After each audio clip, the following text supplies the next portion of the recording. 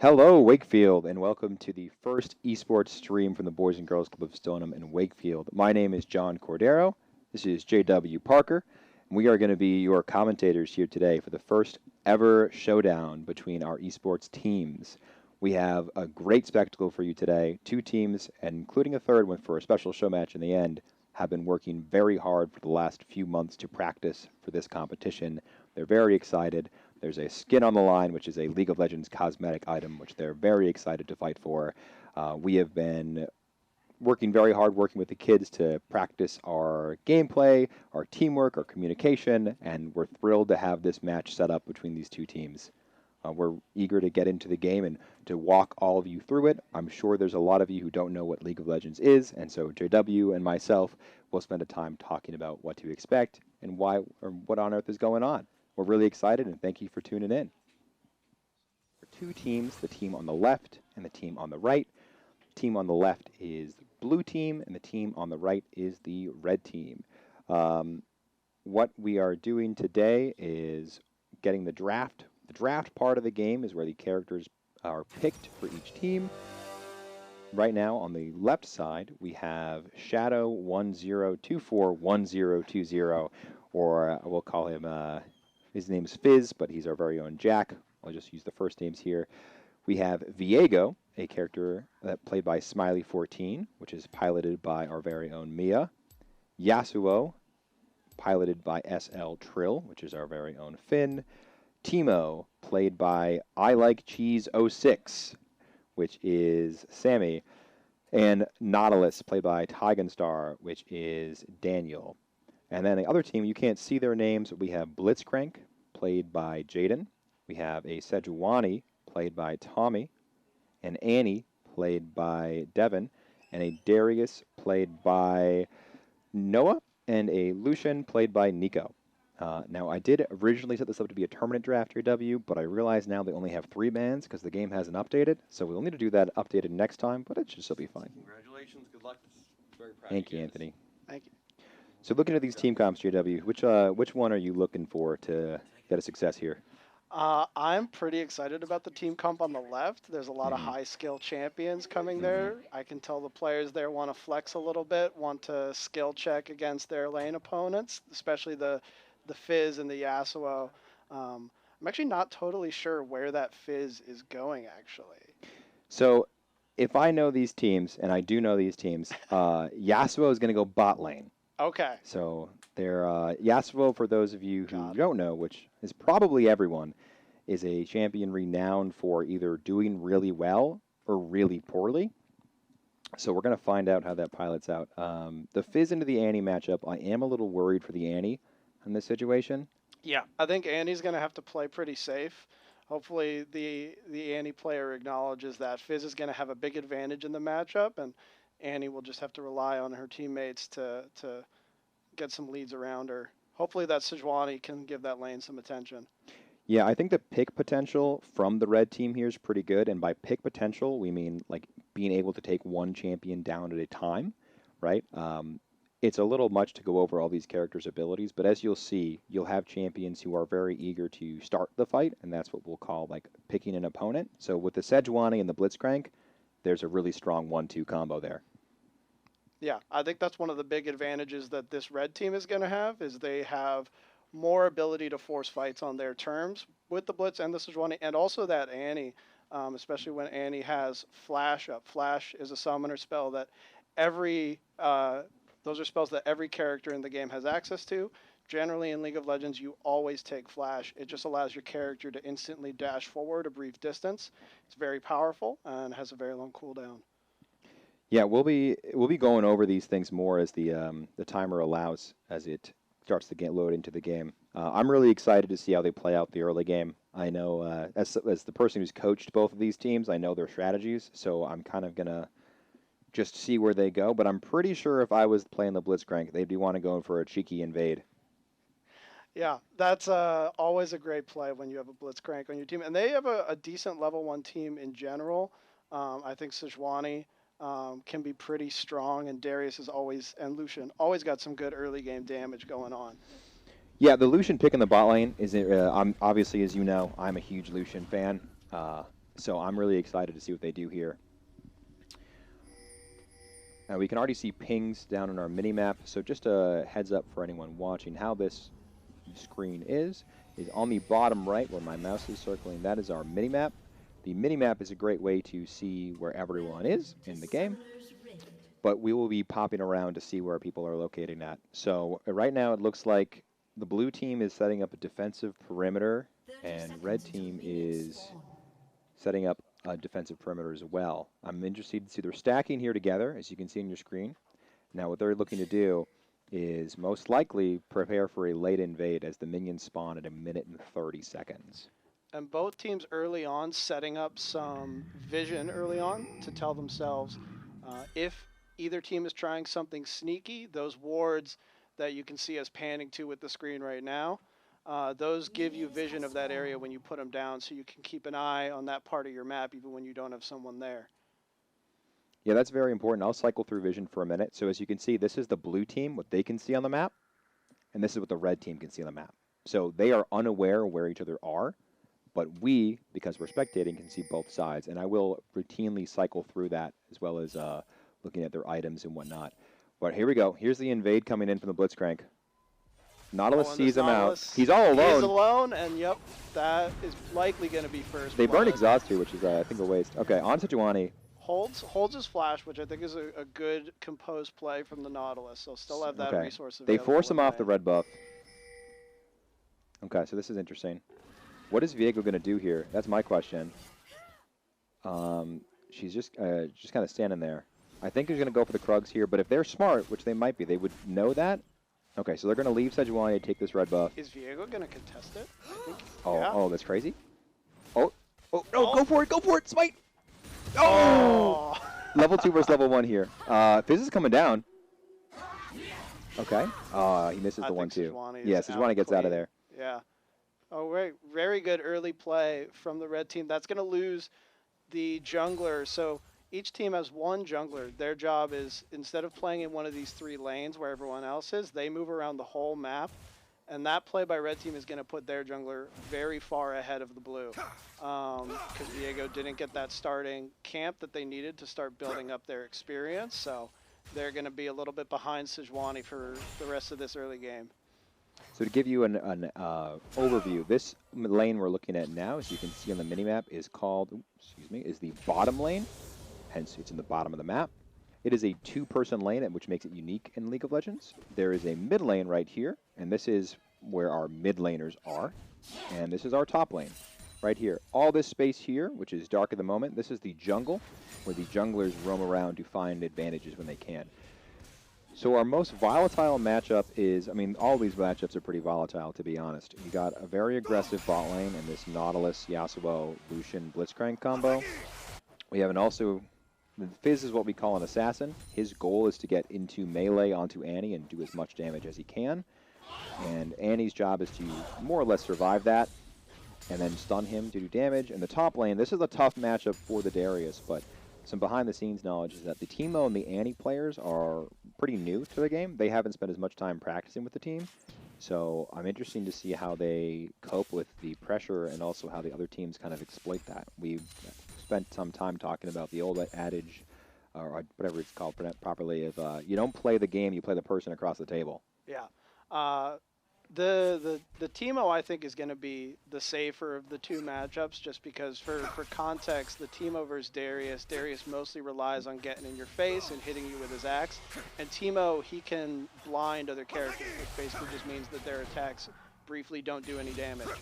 Whereas the Annie, she has a few less tools to deal with that Fizz in the mid lane trying to get on her, so maintaining that spacing is going to be key. Now, Annie does have one big advantage in that she has one of the longest attack ranges in the game, so she can hopefully take advantage of that, stay away from the Fizz, unless there's a real good opportunity and play safe.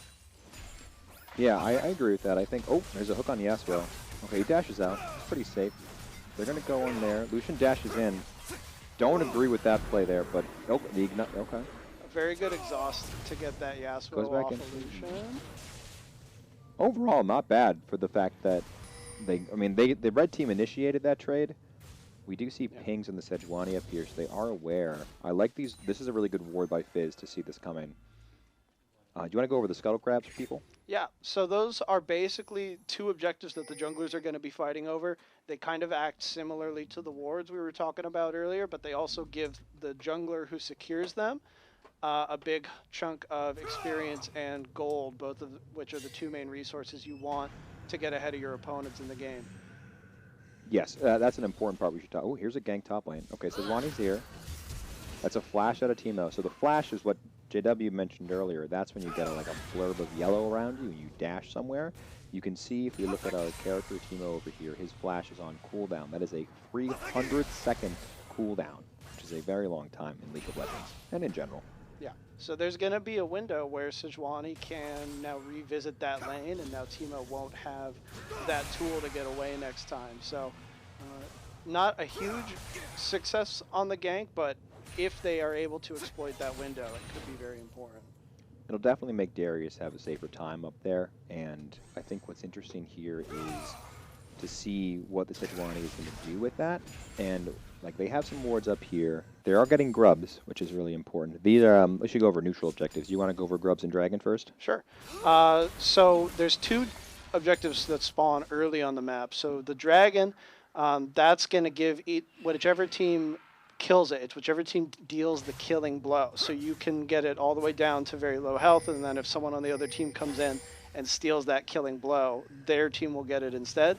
It basically gives your team a permanent buff that lasts for the rest of the game. A buff is just anything that makes your character stronger. The grubs are a little bit different. When your team secures the grubs, you get a permanent advantage whenever you're pushing towers. Towers are these things right here, which stay in lane. If you destroy them, you get gold. Yeah.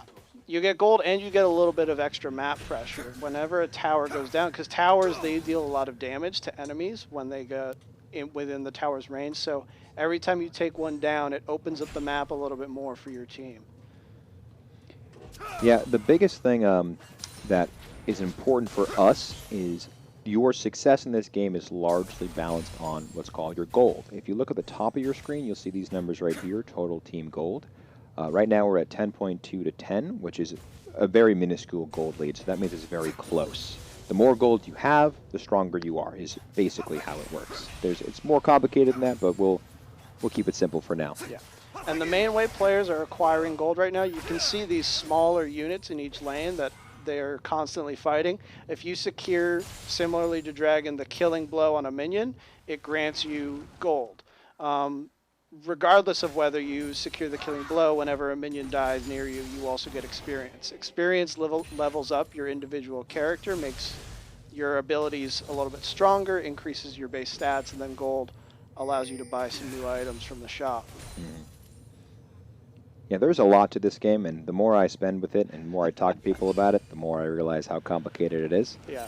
We're not going to be able to teach you everything about it today, unfortunately. No, but we'll keep the highlights here. You know, we might say a bunch of phrases that don't make any sense, and we'll do our best to explain those if we can. So there's okay, we got a ping coming in mid lane. He's on a ward, so Fizz should know Blitzcrank's here.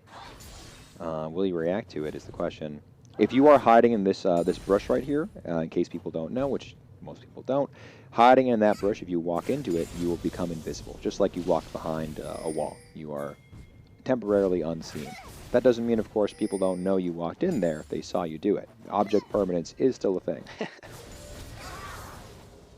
Fizz, I think, did play that pretty well. You could notice that they were leaning towards the top side of their lane where the Blitzcrank wasn't. I think that's because they knew the Blitzcrank was coming towards them, so they just increased that spacing a little bit to make it harder for the Blitzcrank to make anything happen. And blue team looking to pick out the Sejuani here, and that's probably going to transition into a play on Dragon for them. The jungler is also, in addition to moving around the map, they're the main player that's going to secure these neutral objectives because they have a powerful ability that they're mostly obligated to take called Smite that just deals a large amount of damage to any neutral monster. So it's very handy for securing that killing blow that you need. Yeah, I think that's huge. The Sejuani being caught like that right by Dragon, especially with his mid laner and bot laner not around, that's a free Dragon.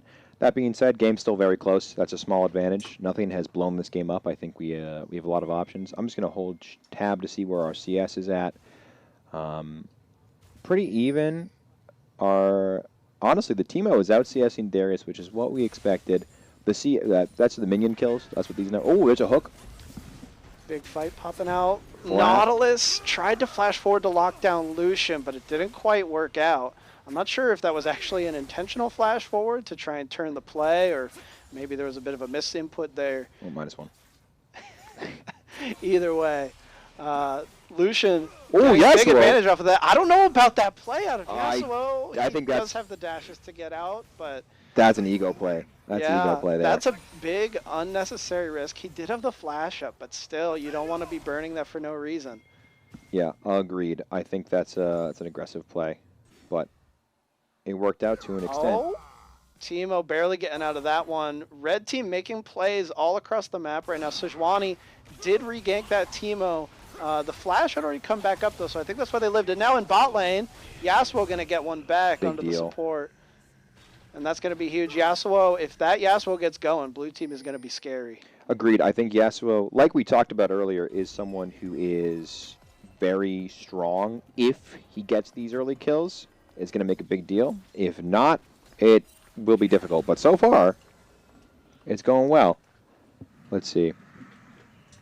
So Sejuani is taking grubs. I believe they already have. I'm going to check. I think that's their second round of grubs. Yeah, I don't see the grub buff on them, but I'm pretty sure that's all 6. Yeah, they have 3 right here. So they have all 6 grubs, or are looking to get all 6 grubs, which will be, it's something. It's something Yeah. red team can get back. They are not, the kills are even. We have 1 dragon for blue team. Gold is in a good spot. I'm very happy with how this game is playing out so far. I think this is close. Yeah, it's been very back and forth.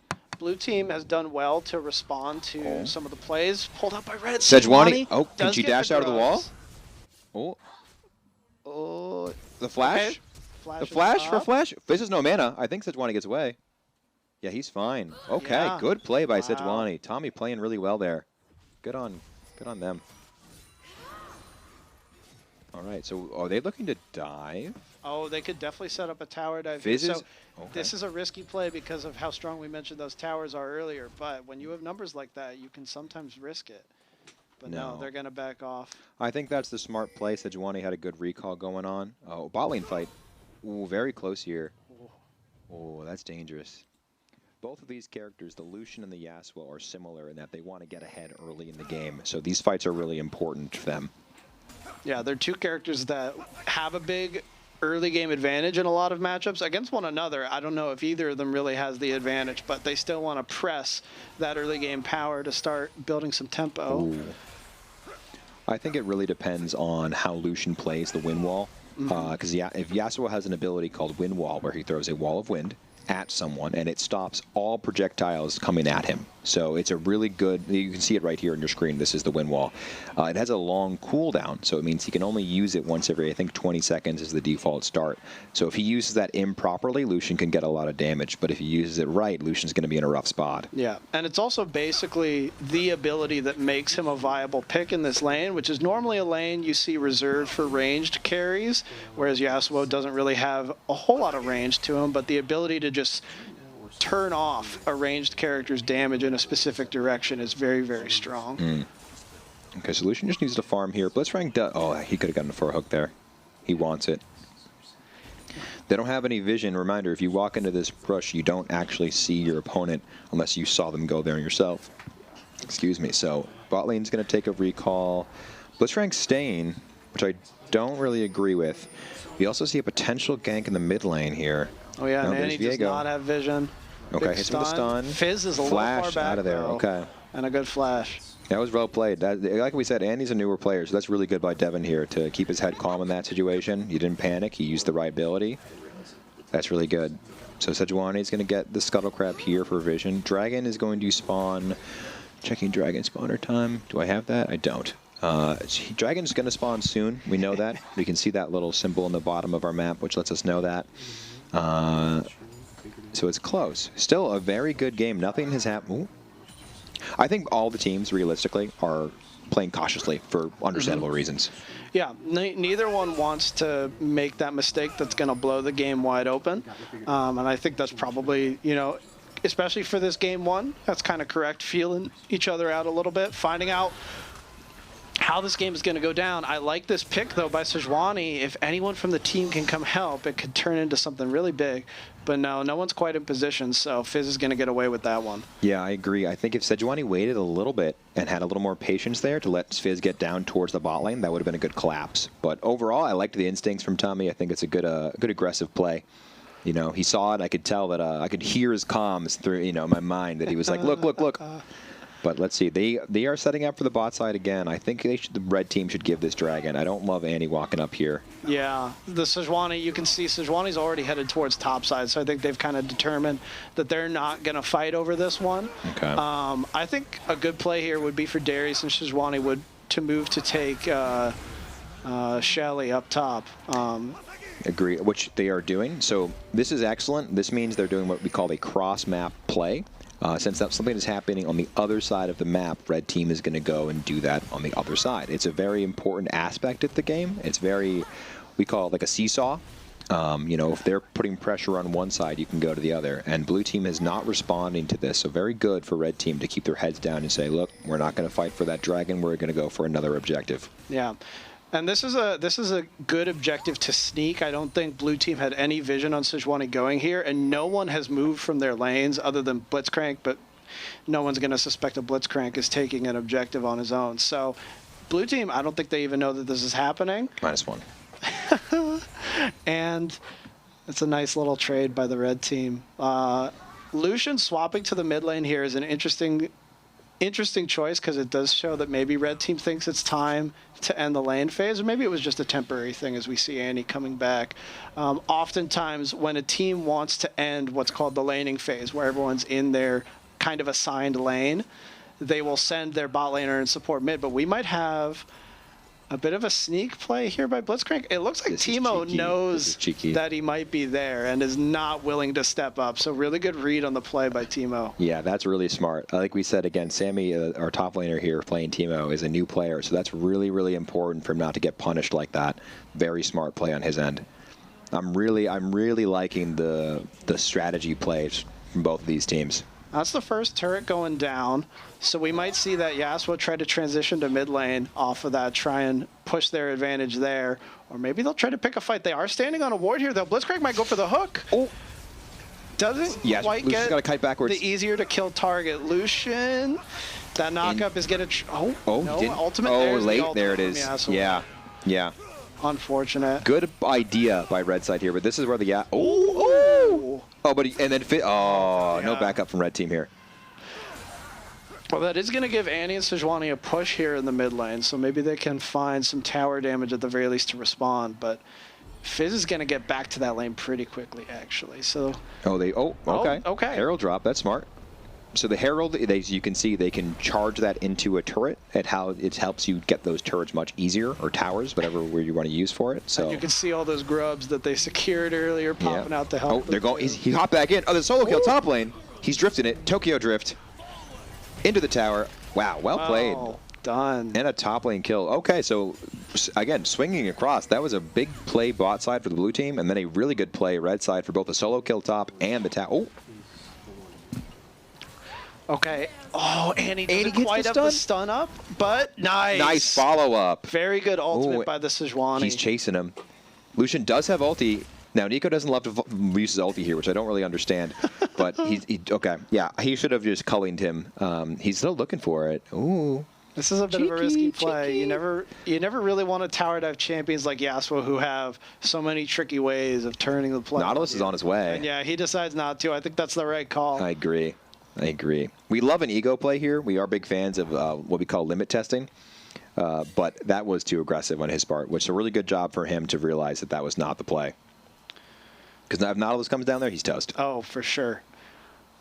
Both teams kind of just stabilizing after that slightly explosive run of play there. I like the cross-map responses that we've been seeing in this game. Big play happens for blue team bot lane, so red team drops the Rift Herald in the mid. Blue team takes the dragon, so red team goes up to take that Rift Herald. So both teams responding to one another's plays. Everyone's doing their hardest to keep this game close, and it is dead even right now. Gold is identical, equal towers taken. Only real difference that might start to tick up for the blue team is those dragons. Yeah, they're on 2 dragons now. How dragons work additionally is any team can get a total of 4 dragons. It's called dragon stacking. If you get the 4th dragon, you get a permanent buff larger than the previous buffs called the Dragon Soul. Each Dragon Soul is special, and it affects the game differently. Right now, we're on an Ocean Soul, I believe, which is a very powerful soul. What that does is it gives everyone health regen and mana regen, which are your 2 stats that keep you alive. And so, oh, there's the hook onto the Viego. Follow it up. Oh, but the Annie gets chunked out by the Fizz. Okay. Bit of a scattered play from the red team there. Blitzcrank wanted to engage on one end, but Sejuani and Annie were focused in another direction. Sejuani gets split between the 2 plays, and that leaves Annie all on her own. Nautilus hooks She in. is easy pickings when she's on her Gets own. picked up. Okay, Lucian needs to kite backwards. He's standing in melee with the Nautilus, which I... Oh, okay. Okay, good. The exhaust on the Yasuo early. Oh, no, they got to leave him. Yeah, that's... And yeah, there. Flash hook, go crazy. There. Oh. Blitzcrank still in. Just thinking about it. Oh, the turnaround. No, they can't follow it up. No, they don't have a play. All right, well, blue team pushing their advantage, and there they go. That's going to be the 3rd dragon for them, so they are starting to really eke out an advantage from these constant winning team fights around dragon. Yeah, I think that was really smart the way they set that up. They played around vision, which I'm, as their coach, very happy about. Oh, Sejuani thinking about a steal. This would be. I think this is a pretty good steal attempt. Oh, smited by the Viego. Very close. I don't think Sejuani can get out yet. No. Plans, and that's going to be a dead boar. It was a good. I liked the idea. I think if he had the smite there, I'm not sure if he had it up or. I mean, I would think he'd have it up, but. You would hope. But it was a good attempt, and that that's the name of the game here, is making the smart play even if you can't execute on it. Yeah. I think red team, at least considering getting some vision around Baron. No, they're actually looking to make a play here on this Yasuo, and he's gonna walk right into them. Into the E. Pops the hook, knock up, silence. Can he get the trade? Just gotta shoot him. Shoot him. Oh! What a Annie play. can hit the abilities. Okay. Got him. Huge shutdown for Annie, actually. 700 gold. Fizz there. No. Oh, that's a double kill. This has gone sour real quick. Oh, he's going for the Blitzcrank. Wait. Annie? Oh. Annie? Oh my God! He turns around the 2v. Wow. Just enough CC on the Fizz for Annie to burn him down and keep that play positive. That's insane. Team. That is a huge moment for our Annie player here, being the newer player, to be able to stand toe-to-toe against a Fizz and take him down. Huge momentum swing. These teams, they're starting to get a little more eager to start these fights. This game is getting a little more exciting. Darius might be caught out here. Sejuani's waiting in the bush, but Nautilus just gets to the fight first, actually. Yes, Darius has no choice but to run away. Okay, interesting.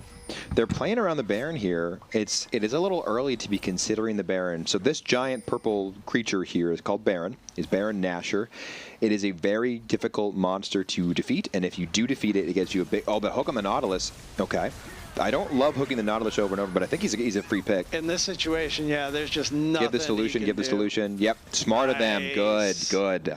Very good play. I can tell you for a fact Lucian was screaming, mine.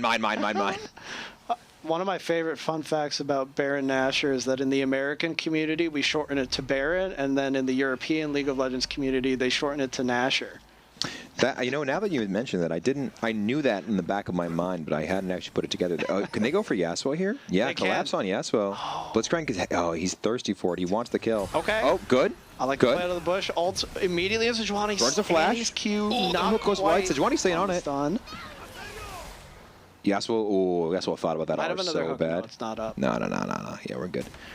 What are they going to do with the Baron pressure here? So they're spending a lot of time on the Baron. Darius did solo kill Teemo top lane. We missed that. So that's going to be a big deal. That is one of the mismatches we have here, is the top lane. So let's check on what we're doing. Teemo is down in CS now, so the Darius is fully online. Oh, hooking to the Nautilus again. I think, yeah there's just no help. He's dead. I think they go Baron here if they're smart. I think it's a risky play for them, but I think they can go for it. I mean, They're doing it. They do have vision, but they don't have a safe approach here. I trained him well. I think Fizz should throw his ulti in there, or if they give, they should go mid for pressure. I'm actually would be kind of surprised if they give here. I feel like blue team's going to want to fight over this. They got to make a decision now. Viego is not committing. This is gone. They're just It's watching gone. it die. Yeah, they're not going at all. All right. So they don't get anything for that. Blue team just watches the Baron die. They could have probably killed mid tower. They might still be able to because red team does decide to reset the play. Yasuo is going to find Annie. Ooh, a good stun though, gets her out, and then the fizzle misses on the exit. So Annie's out scot-free. So once you secure that Baron, that's a buff that's temporary, unlike the Dragon and some of the other objectives that attaches to you. If you die, you actually lose it. So Annie, if things had gone a little differently there, he might have lost it right away. Yeah, I'm glad they got out of there all right. I do think blue team should have contested that. I think they could have at the very least made them make decisions, but the Blitzcrank might be the big thing here. And I think if this game, they're all kind of just sitting mid lane waiting for the wave. If blue team loses this round, I think one of the big things will be if they consider a Blitzcrank ban. You know? Yeah, Blitzcrank ban, or maybe just changing up how they play around it. Because I understand why the Blitzcrank maybe makes them a little scared to directly contest Baron, but you got to go for a different play then. Just something had to happen. You know, shove that minion wave in mid lane and try to get some pressure anywhere else. Like we were talking about, that cross map play. Exactly. Like you just... So this will be interesting to see where their mental is at, because this part of the game, it is relatively even, and they have the dragons, but... Well, both of these teams are very momentum-based teams. If they are doing well, they tend... Oh, Sejuani is all alone here. Fizz sees... Oh, the ult misses. Blitzcrank. We might have yet another hook on the Nautilus. Oh, my God. And I think he's dead. Yeah, Darius there with the team. And he is huge right now from those kills. He's gotten top lane. Darius has a massive level advantage over some of these blue team players. Oh, the Yasuo hook! Huge hook, Lucian. A little far forward, might get collapsed on. Fizz. Yep, the Fizz Explodes the Lucian. So we'll blow him up. Yasuo gets a big But Darius... Darius, he might go crazy here. He's going crazy. Oh, my God, into the Fizz. He's going to pull him in a second. And he has the stun up. Does she have an ability? Oh, he's dunked. He's dunked. Okay. Oh, absolute massive play from the Darius. This Darius is just huge right now. Level 16 already. Most of the rest of the map still only level 11, 12, 13. So Darius has a massive advantage in this game. This is intense. This isn't... So that... I don't know. This game, it's... Blue team was doing really well. Sorry, the Outlaws, but... I'm sorry, Legion. But what's interesting now is what they do about the fact that they are now lost Baron and their Dragon Soul is stolen. So they need to pump the brakes, settle down, really play around that Blitzcrank pick. Because I think if Blitzcrank hooks the Nautilus in, they have to follow that up. Yeah. Yeah, because if Nautilus gets hooked and the rest of the team is around, blue team can convert that into a nice advantage for them, because he's basically the last target on blue that Blitzcrank actually wants to hit with that hook, because he's so much harder to kill and he has all these... He kind of wants to be in your face as long as he has support from the team. And I think red... This Darius is just going to camp out in top lane whenever he has TP up, and that's going to be a problem because I don't think Teemo is going to be able to stop that push. I agree. I think... you know, that's the problem with the Teemo pick, is that, Lucian super caught out. That's going to the Yasuo. That's huge. Sejuani will follow it up. Yeah, I think Sejuani needs to get out of here. Might be caught here. Does have the dash away, but Fizz is able to keep up too. And the flash. Okay. That's a big play. Still a very close game. It is a 3K gold lead for the red team for the Outlaws here, so that is a big factor, but all it takes is those 1 or 2 mistakes to really start throwing the game. If like that Lucian got picked off and Dragon was up or Baron was up, that'd be a big decision. So, you know, both teams very much still in this. Blue team, they're getting some vision control here around the Dragon. That should be up within the next minute or so. They're going to be looking on their soul point. So that's going to be a play that red has to contest. I think Darius should have teleport up for that play, so they'll be able to keep him top lane. So teleport, this is something a lot of top laners take. It has a long wind-up time, but it basically allows you to move to any allied unit on the map. So that includes, except another player. So you can move to towers, minions, or those vision wards that teams like to put down, and join your team in the fight. It's really important for these two guys who kind of on their own up in top lane a lot of the time. Teemo's just going to pop his W. He's going to run a Blitzcrank. Oh, barely close to that missed. hook. They're going to keep this chase going, but That's that might too be aggressive. a little bit too far. The whole team is there to support. Not hook goes wide, but he's got no flash. He's dead. Yeah, there's no way for Blitzcrank to get out of that one. The missed hook, he should have just taken the L and moved on. Yeah, that's an overcommit from the Blitzcrank for sure. But so far, like we said, still a swinging game. Anything could happen here. Baron is going to spawn in the next minute, and that will be the catalyst for probably the biggest team fight to come yet, because both teams are going to want to make sure they don't let the other take it. Yeah, I think Red is going to feel a fire, and I feel like Red also is going to feel like they're the stronger team in fights right now, so they really don't have any reason to not handshake that fight and take it to them. And I think it's going to really come down to that team fight. Which team finally gets a really, really clear edge here? I think it will largely come down to who gets the initiation. I think so far, when the Blitzcrank gets the hook, blue team gets panicked, and they think that they've lost the fight from there. Now, that isn't true. If they do get hooked, they can 100% follow that up. So we'll see. Okay, Sejuani and Nautilus you're messing around in there. Lucian's going to come to do some damage, but Lucian's alone. Into the hook. Andy has to back that up. And he doesn't have dash anymore. Yeah, they might both go down here. Oh, that's huge. They catch the Nautilus there for red team, but they're so a little far, light on damage. It's just the two tanks going at him, and now they're going to have the whole team coming in to support. This might be a dead Blitzcrank. That's a big mistake from red team there. The Lucian can't get caught like that. But Darius is going to solo kill Teemo top lane again, so Darius has to carry this fight. They have to collapse here. They can't give up the Baron. We'll see what happens, but if I was red team, I would make sure that they do have vision, so they know they're not on it, which is smart. Yeah, and I don't think blue team wants to start it up. It looks like they're just trying to reset. They don't want to take that risk just yet. I think they're going to reset and get ready for the impending dragon fight. Like we said, though, and I am really happy that this is a close game. Both of these teams, they are making good plays, but they're also making mistakes, and both teams are doing a good job of capitalizing on those mistakes. Yeah, they're doing very, very well to punish when the other team is stepping a little too far forward or stepping somewhere they don't have vision. We've seen it a lot from both sides so far. Nautilus going to hang out up top here. There isn't anyone nearby. I'm not sure if he's trying to spring a trap on nobody. Yeah, I'm not sure what he's doing there either. I think he's just making sure they're not going to go for Baron because they don't have vision on it. If I was Nautilus, I would clear that pink ward. I think that's the most important thing he can do right now to get vision of that. Sejuani loves this. Okay, they see him now. I don't know if he knows that they see him. Hopefully knows that he's been seen. He should know, because that pair of eyes that we saw should appear on his screen as well. So here we go. Here's the fight that's going to make... Oh, he ults the Blitzcrank for Yasuo. I don't agree with that. But no one's staying around to help Blitzcrank, so he's just going to go down. Lucian, he doesn't have Viego's on to get Lucian. away. Okay, Viego and Lucian are fighting here. Lucian needs to get out of there. Andy's also being chased by Teemo and the Nautilus. Where's Darius? Darius needs to be in this fight. The whole Darius red team running away. splits up. The moment Yasuo goes in on Blitzcrank, they just scatter to the wind, which I'm actually quite surprised by. I feel like they've had some really successful fights recently. They have this Darius that's so far ahead, but they just didn't have faith to keep the fight going. Yeah, the big thing red team needs to work on is their team fights here. Is they're getting panicked about taking when the fight starts, and then they're just not collapsing properly. I think if the Darius there can probably kill all of them realistically. Okay, here's the situation. Okay, Blitzcrank just takes that hook. They're fine.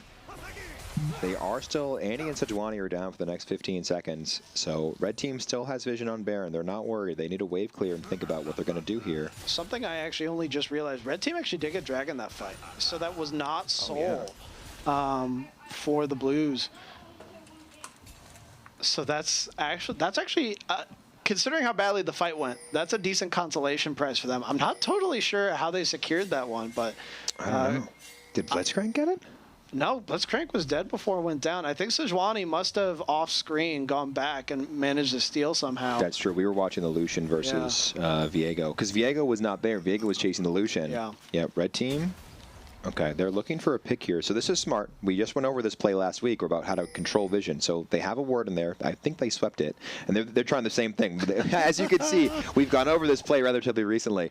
Both teams are this, like we talked about, they're really stressed about this Baron play, because if you lose a team fight and the enemy team takes Baron here, it is going to be hard to come back. Yeah, it's a huge swing. It's usually often called a power play in competitive play when you get Baron, because it just gives you such a big advantage and such a big tempo increase. both teams, they're just kind of dancing around in the river. Both of them wants to convince the other team to come to them so they can spring the trap, but no one's falling Now it's for on a it. ward. We'll see who tries to force something first, who loses their nerve. Yeah, this is an old Western, just duel at noon kind of thing going on here, waiting to see who draws first. Yeah, so Fizz we and could Yasuo pick crossing. No hook attempt, though. good ward placement from the Outlaws here. As you can see, this ward here and this ward here, if we show vision real quick, that shows them where these bushes are. Blue team, on the other hand, does not have any vision of what's going on in this quadrant of the map. So this is dangerous. Teemo is pushing by himself with no vision. Oh, yeah, he can't see anything. And they are looking to collapse, it looks like. Yeah, there's the pings from his teammates. They're telling him to get out of there. Really smart play. That nice thick wall keeping him safe. Yeah, they changed the map recently. That's going to be a big factor here. Otherwise, he would have been very dead. Very smart play on their part from the Legion to back up the Teemo there, keeping Sammy alive and still part of this team. If I was Teemo, I'd be throwing some of his mushrooms down. Teemo's ultimate ability is that he throws down these mushrooms that are poison traps. They're very, very frustrating to deal with. So that's a really good way to start punishing these guys for that. Yeah, that's actually a good thing to point out. We've not really seen the mushrooms come into play too much. I'm not sure if they've just been placed in weird locations that we haven't had access to. And here we go. We might have an engage. Onto the Blitzcrank. And Yasuo going in on Blitzcrank. And yeah, there's just, again, there's no support. As soon as someone gets caught out, both teams, they're kind of running away. Yeah, they're like we talked about, they are very scared to take these fights because if you lose a fight bad, the game's going to be in a bad spot. But if you just let your teammates die one at a time over and over, here's where we're at this dangerous spot again, where Sejuani is, I really like what Tom is doing here, but okay, so Andy's TPing bot to get pressure on the other side of the map. I guess they're just going to play for the steal then. Sejuani waiting. They got no vision. Sejuani's thinking, that's a thick part of the wall though. I don't know if he can jump over that wall here.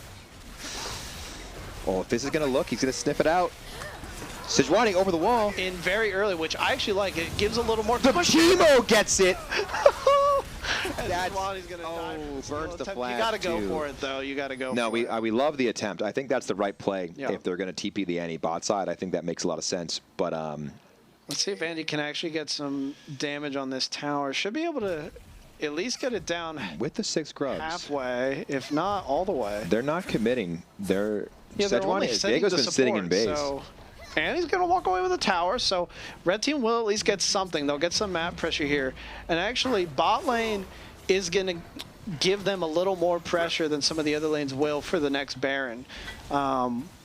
Whenever you have someone pushing bot, you're always drawing enemies away from where the Baron pit, just because geographically it's further away. That's a huge hook. Tower's down. He's exhausted. Just leaving that through the minions, he should go down, yeah. Huge shutdown into Lucian there. That's going to make a big deal. Let's check his items real quick.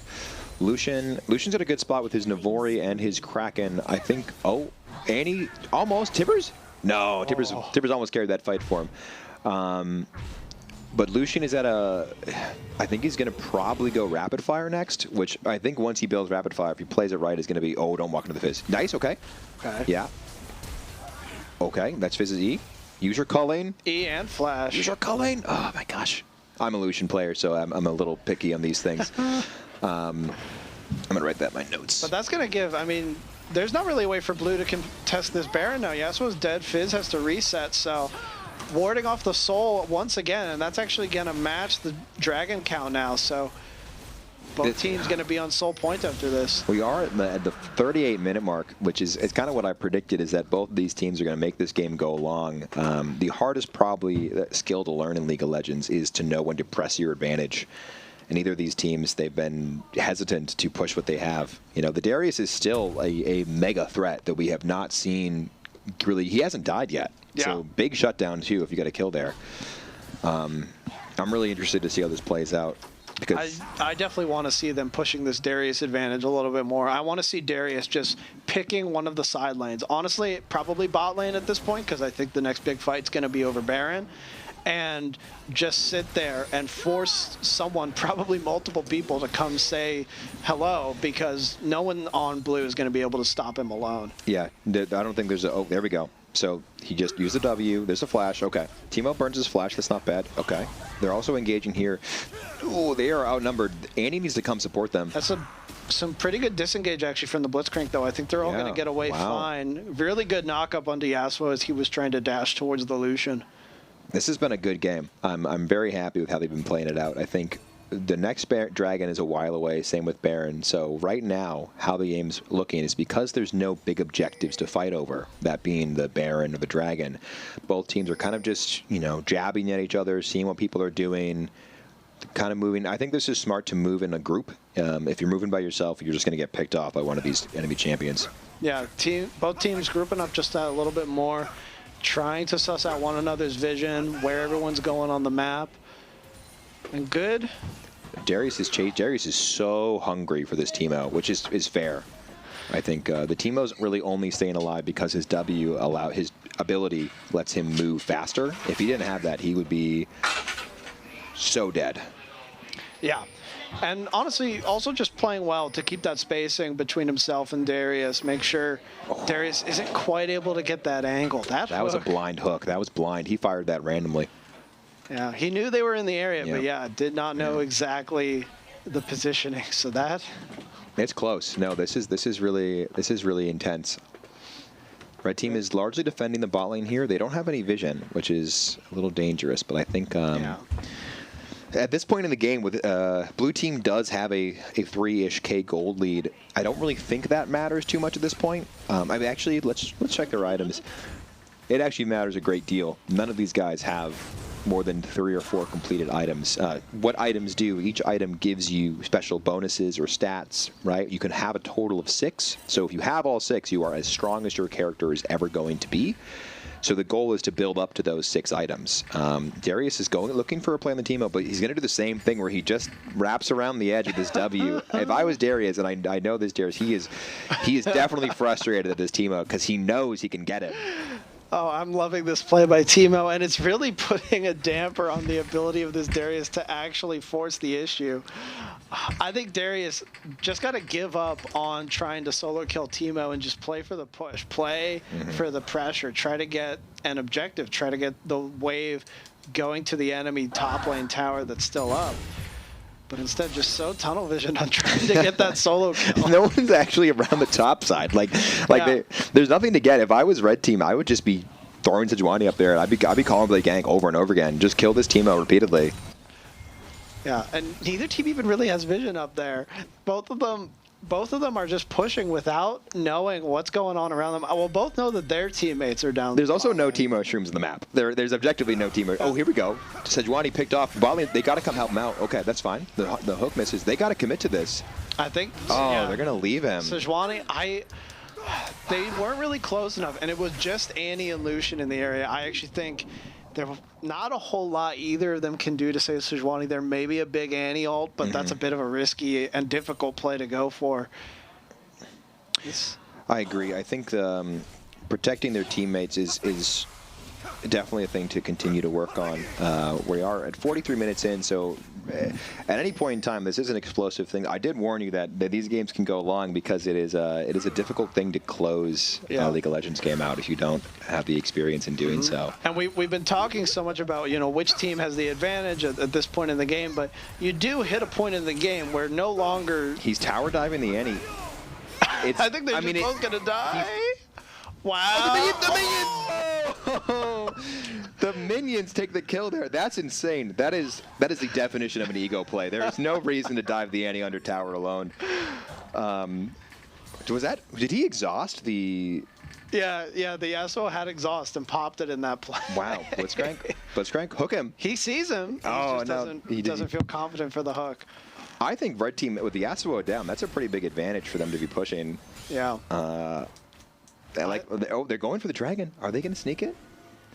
I'm really, really happy with them buying these control wards because the control wards has been a big factor in like we said, we just learned about these lessons, so it's really rewarding for me as a coach to see them take these lessons. Oh, that hook misses. That hook was so close. Sejuani.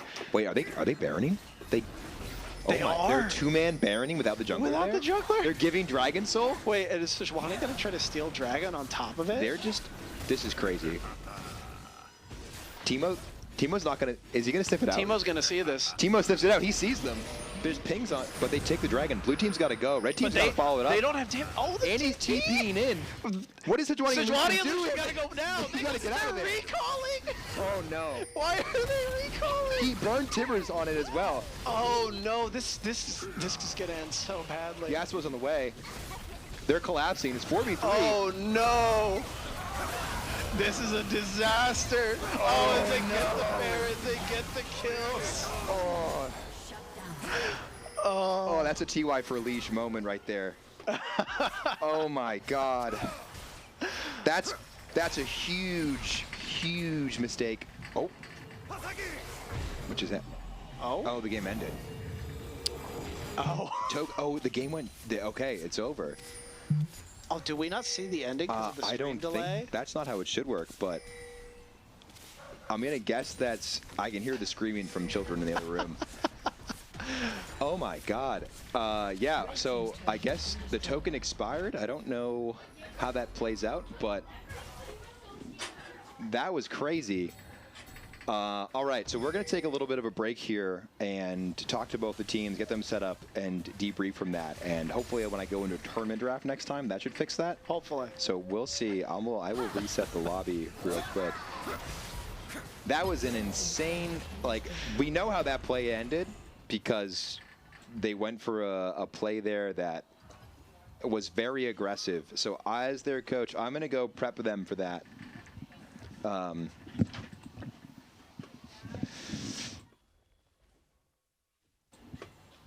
Just give us a second as we change over to a different camera for a moment here.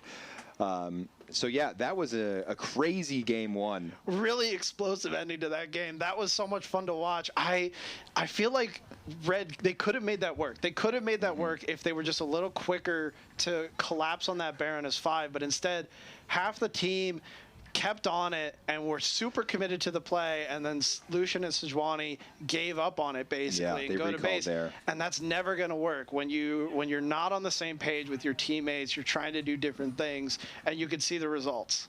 Yeah, I think they were feeling the pressure at 48 minutes in the game. I could tell there was a lot of tension going on. I think, like we talked about, the Darius just needed to really punish that Timo and call for some ganks for that. There was a lot of interesting plays going on there, but the two-man Baron is an aggressive play. So that was game one. Hopefully this goes for a full game 3 series, but we'll definitely have another game for you. We're going to take a short break while we get the kids some pizza, which I'm sure they're very eager about, and then debrief with both teams. But thank you for watching. We'll go to a brief break, and we'll be back soon. All right, welcome back to the Boys and Girls Club of Stoneham and Wakefield Esports Showdown.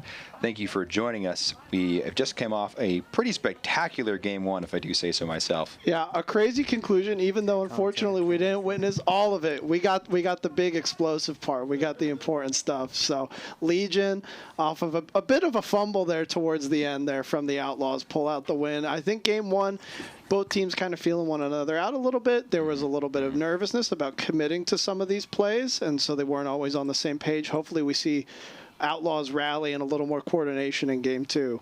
Yes, I spoke with both teams in the middle of the break, and I think both of them understand what went right and what went wrong. They're really eager to get back in there and get the draft going. Their game plans have been adjusted. We'll see how they play under this added pressure, since it is a must-win for Outlaws. We'll see how it goes, but I think we're thrilled to get back in there. Must have been I think one of them accidentally quit. Okay, one of them accidentally quit. Phenomenal. That's fine. We can get them back in, and they can. Once they're back in the game, they're welcome to start it back up. I think Garen's pretty much Darius. He is very similar, and actually that's going to be a safer early lane against the Timo, I think, just because of that natural regen that he has. Let's see what we get. Who's their last pick? Who are they going to bring in the support here? Brand. Okay, that's a very different style of support than we've been seeing. But how do you feel about the drafts here? Who are you giving the edge to? I think Outlaws won this draft. I agree. I agree. I think Legion, I think they're probably all on characters that they're comfortable with. Although the Brand I'm a little questionable about, just because that doesn't seem to be his style. but I don't know how well they all work together. There's no real front line. They don't have a good way to force a fight. I think we're going to be seeing Outlaws, assuming they can play to their strengths, to kind of dictate the pace of this game a little bit. Especially with that Sejuani-Pike combo here, like if they get a pick here, we're going to see a lot of issues. That being said, the disengage of the Vhagar cage and the Yasuo knockup, as well as Teemo Shrooms, if Teemo uses his Shrooms properly this game, that's what you really need to play around. They are definitely trying to not engage in team fights and go for these picks and then kind of like explode onto them, especially with the brand Teemo powerhouse. Yeah, if they're able to disengage when Outlaws try to force a fight, they're going to have a lot of damage coming out from that Yasuo, Vhagar, Brand combo. Those characters are just going to be shelling out the damage, basically, at will, as long as you can keep those divers like Pike and Sejuani off of them. The AP is going to be the thing for our viewers. There is two main kinds of damage in this game. There is AD, which stands for attack damage or physical, and there's AP, which stands for ability power or magical. So the magic carries on this Legion team is Vhagar, Teemo, and Brand, who are known to do a lot of magic damage very quickly. So if they can get going and get those items that are really going to make them do a lot of damage, they will eat through the Lucian, the Annie, and the Pike. Yeah. I think Garen and Sejuani have not the easiest itemization ever, but I do think that just a couple good magic resist items, and they're going to force either Brand and Vhagar to build some magic penetration, or they're going to be soaking up a lot of that damage. And I do think this comes back to Outlaws. They have a front line in a way that Legion just kind of don't.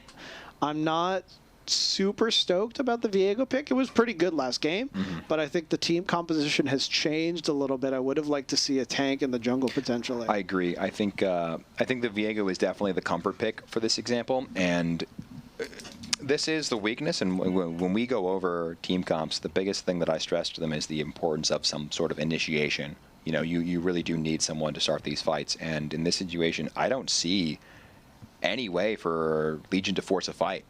Maybe a Vhagar cage in an aggressive position, but yeah, you know. An aggressive Vhagar cage, or if they're able to control the vision, the flanks from Viego can be huge here if he's able to execute on those well. But that's always a very risky play. It's kind of high risk, and Viego, he can only pull off those engagements if he's able to get behind them, and if he's spotted trying to do that, it's going to be over.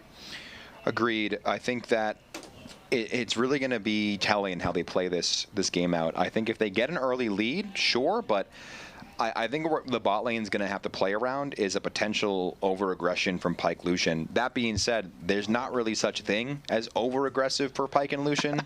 They want to fight, and they want to fight all the time. I mean, there's always such a thing as over-aggression, especially when you are against a Brand who can be pretty scary in terms of if you don't get on him quickly, the amount of damage that Brand is going to be doing to you, even just in lane early on in the game, is going to be pretty tough to handle. Yeah. I think a lot of it is going to come down to whether or not... looks like we might have to get back system error into game here, unfortunately.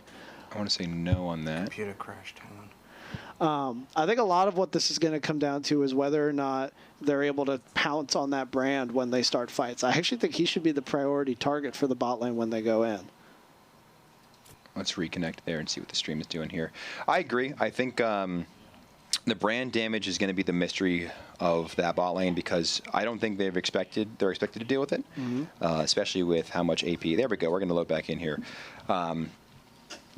The Brand could do a lot, especially if they're unaware of his ulti, but the Yasuo windmill is not on the other team, so there's not going to be any worries about it. So here we go. We're going to start the game off. How the game always starts, these guys are stuck in the base. The base is your option to buy your items, to spend your gold that you unlocked, and then they run out onto the map to see what's happening. So we'll see if they did a cheeky invade from the Outlaws last time. And I think Outlaws... It was Outlaws last time. Oh, yeah, it was right? Outlaws. Yeah, you're right. I think Outlaws are the only team that have the composition to really go for that again this time. But again, good early vision here from Legion. That ward in the mid lane brush towards bot side is that they used that same ward last time to see Outlaws coming, and I think it's going to spot them this time as well if they go for something. Yeah, they learn from their mistakes. There's no Nautilus here alone. Now, there is no Nautilus in the game, of course, but these guys are definitely grouped up. They're worried about an invade. I don't think they should be in this context because there's not really anything they can do to start the fight off, but they could themselves look for an invade if they were feeling cheeky. Yeah. No, they're going to just use standard I think, defense. yeah, both teams, they're not looking for an early fight right now. I think Legion knows they're probably not going to win it unless they have a really good opportunity, and Outlaws, I don't think they quite have the confidence to risk it on that level 1 play. Level 1 plays are always pretty volatile. Agreed. So it's very risky, and especially when you're down 1-0 in the series here, there's no, never mind. I speak too soon. Here they come. They're getting the vision down. Okay. Pike, the Under hook, sun and the that brand, brand that's is just huge. dead. That's huge. They're going to take away this blue buff from Viego. Again, stealing the blue buff. 2 late invades in a row, and Legion just doesn't have an answer to it. Yasuo is alone. Sejuani. No, but no. he saw the others go through He's Tri-Brush gonna- on that what is vision he- Legion had there. What is he doing? He's thinking about it. I think Sejuani's just got to leave. There isn't more play to be found Okay, here. so Viego goes to their Wolves, which I think is the smart play here. Maybe Sejuani was waiting for a Gromp play, but they didn't actually go for it. I mean, they didn't even have vision on the Gromp. No, I agree. That's what I was making. All right, so here's Teemo doing his job, really bullying this Garen. So, they forced the Garen out here, which is a really good play from them to make this top laner uncomfortable. And let's see how the Garen deals with this pressure, because being on your comfort champion is a huge deal. It cannot be stressed enough that these characters are very, very different, and to play one versus the other is the difference between, your favorite sweater and something that's not at all what you're used to. Or it can even it's not quite this big of an extreme, but it's almost like you're playing a slightly different game depending on the character that you select. That's another big hook out of the Pike. The flash does the that to auto stun with the gets him. flash, but okay, that's huge for this bot lane. They were really concerned about this Yasuo. I think they wanted to ban it, but tournament draft made that undoable. So this is that aggression they're looking for. And like we talked about last matchup, the Lucian and Yasuo is aggressive. They both want to fight. Yeah, and it's coming down to, I mean, kind of what we were saying before the game started, is that Brand, if you get on him, there's nothing he can do. Good really. hook again. And all the Brand brings is damage. So if you just lock him down and kill him, there's not much that he brings to the table as a support. I agree. I think that's the danger here, is what does this bot lane do, right? Because I think they want the Yasuo to start getting some damage and scaling, but you're looking to fight, and this is the team comp. Like, here we go again. Another pick into a stun, but the wind wall is huge. The wind wall stops the stun. I forgot that interaction worked that way. Burns the flash for Pike there. Okay. Very good wind wall. I think that saved Brand's life there. Very much so. I think that's how they're going to have to play it, is Lucian. If they hook the Brand, which is what they're definitely trying to do, Yasuo's got to be defensive and keep that wind wall up. That being said, it is a 20-second cooldown. Yeah, and I think Pike's hook is slightly shorter cooldown. Yeah. By a lot actually for the viewers at home.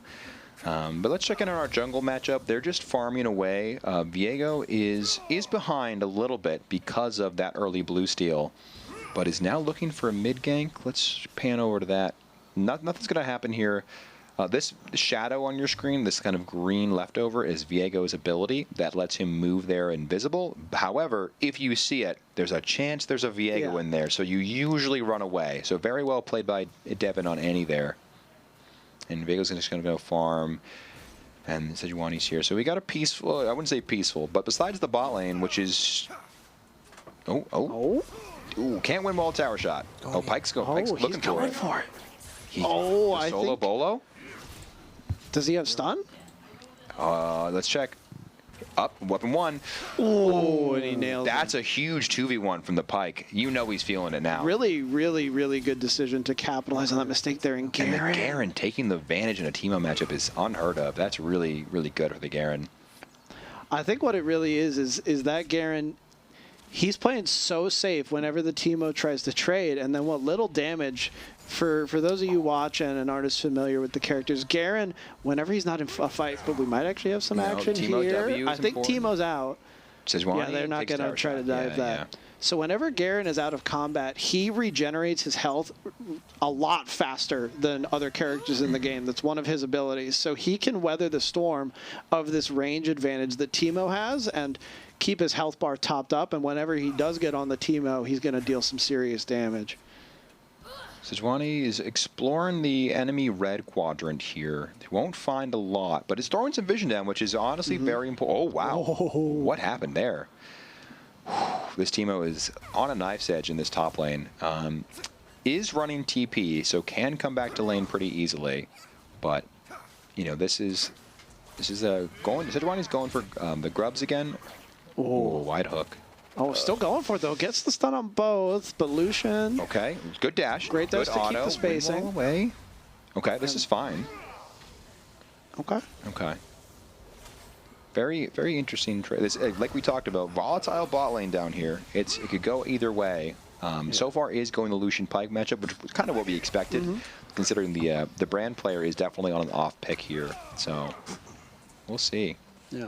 But honestly, in spite of that early advantage that the Pike and the Lucian have gotten, I do think that, you know, it hasn't just yet translated into a massive item lead. So if Yasuo and Brand can find some good plays, find some good trades, they could turn that lane around, but their window to do that is closing.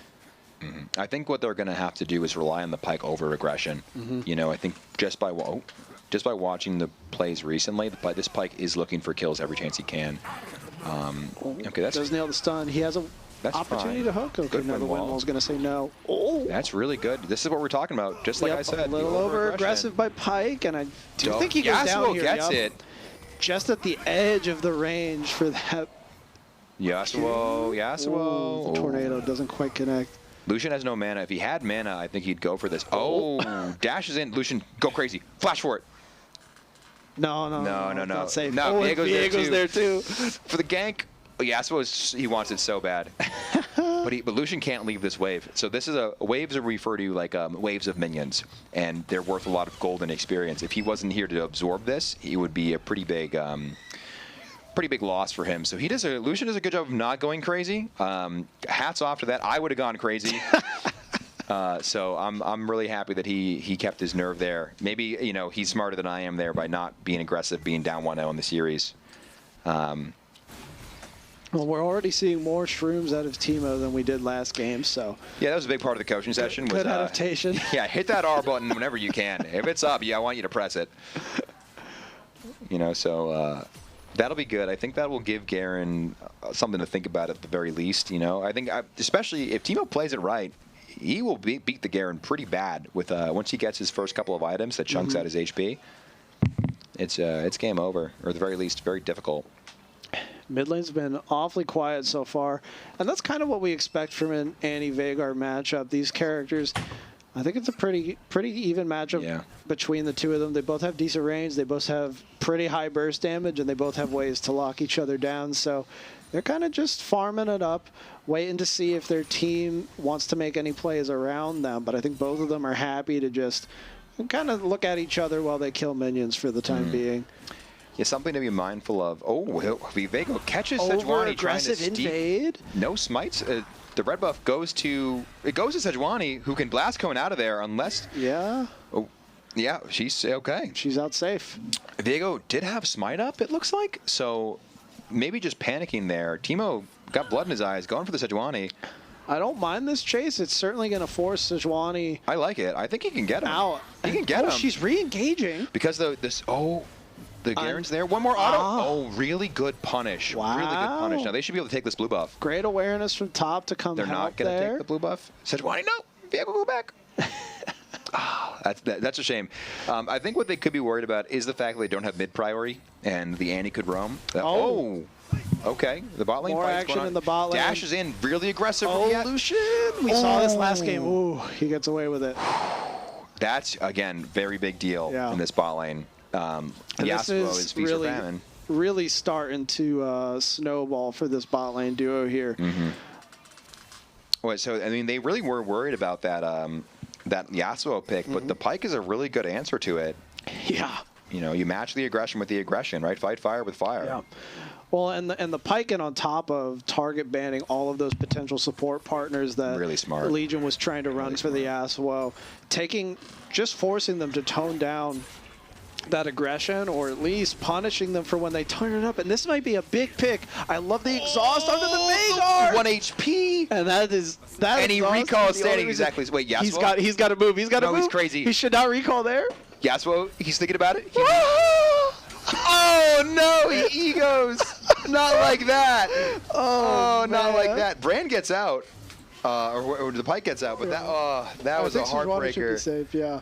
Oh no, he disrespected. Really good on Viego and the Yasuo to punish that. You can't be disrespecting people like that. Yeah. You got to go to safety. Oh man. That's crazy. Oh, you know he's getting some question mark pings in there too. Like that's rough.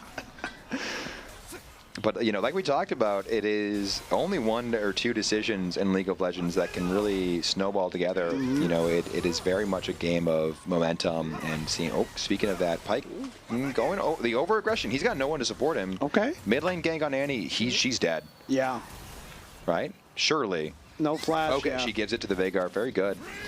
Teemo, okay. He can't, even though he's blinded, that Garen ability will go through and damage the Teemo. I actually think that this Garen has a pretty good matchup here. Yeah. Oh, Teemo, I don't know if that's the play, buddy. There's a lot of CS for you to get. This is... minion block! Oh, that's frustrating for Garen. Guess what goes into the Pyke? Okay, nothing really comes out of it. Pyke, having that E up, I think, is huge. If Pyke wastes that E, he's going to get punished for it pretty heavily. The E is the name of his name. It's the letter he presses to use that ability, but it's his dash that stuns people. Teemo still in his lane. The W key really, the W key speeds him up. It's an ability that I think it's literally called like move quick. Yeah, it's just called move quick. Yeah, he came out in 2009, so that was a long time ago. Okay, so even though the bot lane is really popping off here, it is a close matchup. The Veigar, the important topic to mention, Veigar has a mechanic, an ability that is called infinitely stacking. What that means is every time, what? That ulti did no damage? Yeah. That was kind of crazy. Huh. And he stands her ground. Oh Timber. gosh. What Q? Yeah. Yeah. Veigar's Q, which is that like kind of poke purple. Timber's actually going crazy. Sejuani? Oh, the really good cage. What Veigar does is, as he gets more minion kills and hits people with that ability, okay, huge in the brand, into the ulti, misses the ulti, but okay, Lucian still gets it, that's fine. But they're really making sure I don't get my point across. Veigar will get infinitely more. Lucian is going. He emotes with him. Great. Ignite. Oh, the stun misses. Oh, Pyke should have stayed. Yeah, you can't be dash. Okay, Pyke he's got no ult reset here, which is. Yeah, disrespects him. The Q is enough. That's fine. And what I was trying to say, Veigar can get infinite level of AP. So eventually, if the game goes long enough, there is nothing that will save you from his point-and-click R button, which will just instantly kill someone. Yeah, and to be fully clear, when we say infinite, it ticks up quite slowly, all things considered. Correct. So it only really starts to become a huge factor if this game goes longer than, say, 40, 50 even minutes. Usually games don't go over 50 minutes these days, but you never know. And I actually think that is going to be one of the big tickets for the Legion to fall back on in this game, because I think they have a team comp that is relying on winning the early game, which we've seen. It's been back and forth. It's actually been a lot more explosive, I would say, than last game. And another pick.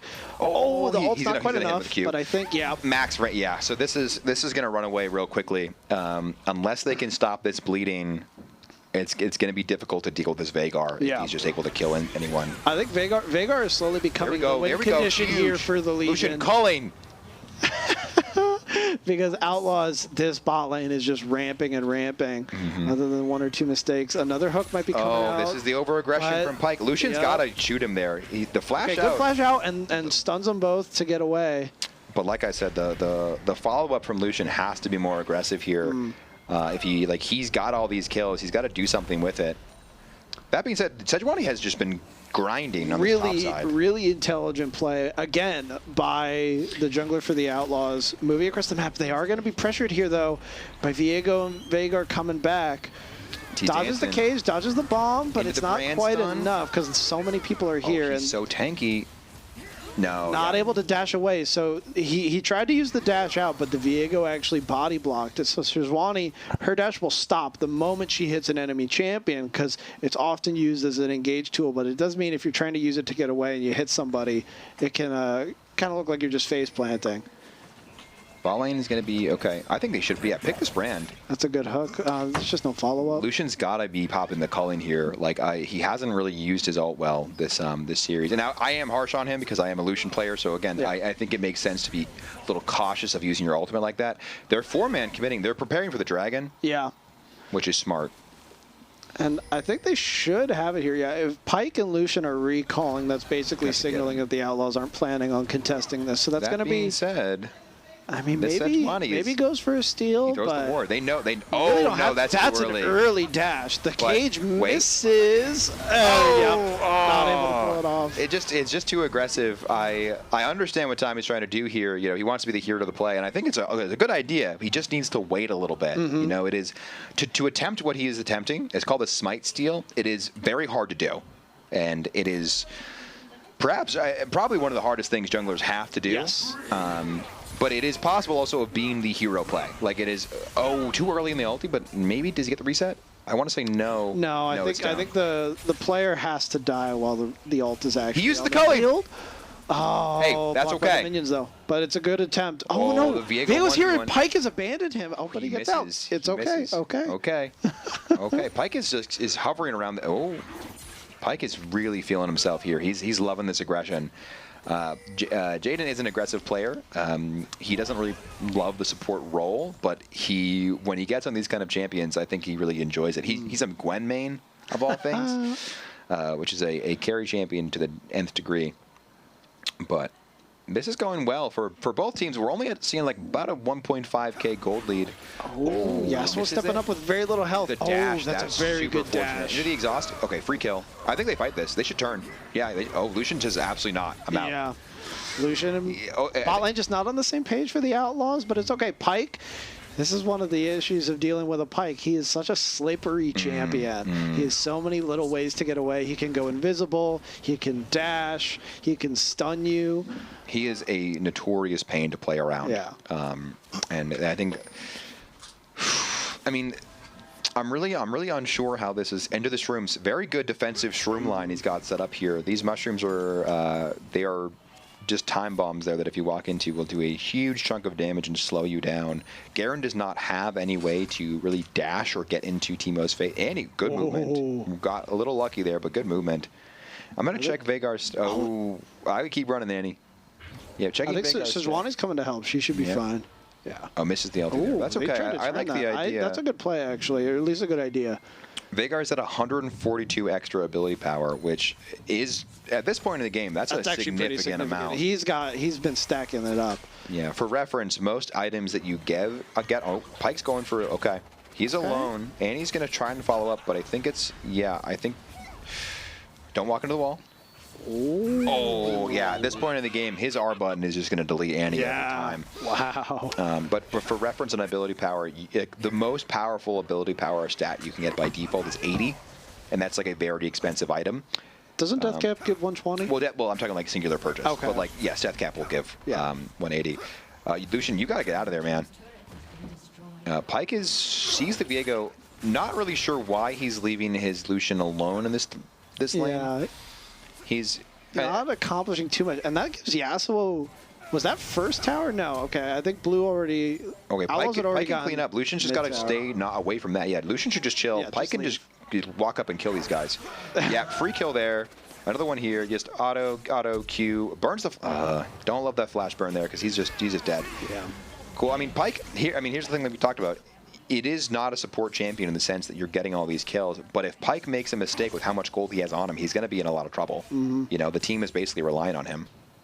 Yeah, well, I think he's certainly become part of their win condition, but this Lucian is also huge at the Yeah. moment. And actually, Another buff Garen steal. has had the lane go pretty strongly in his favor, so it's really only through mid lane that it feels like the Legion have a winning matchup right now.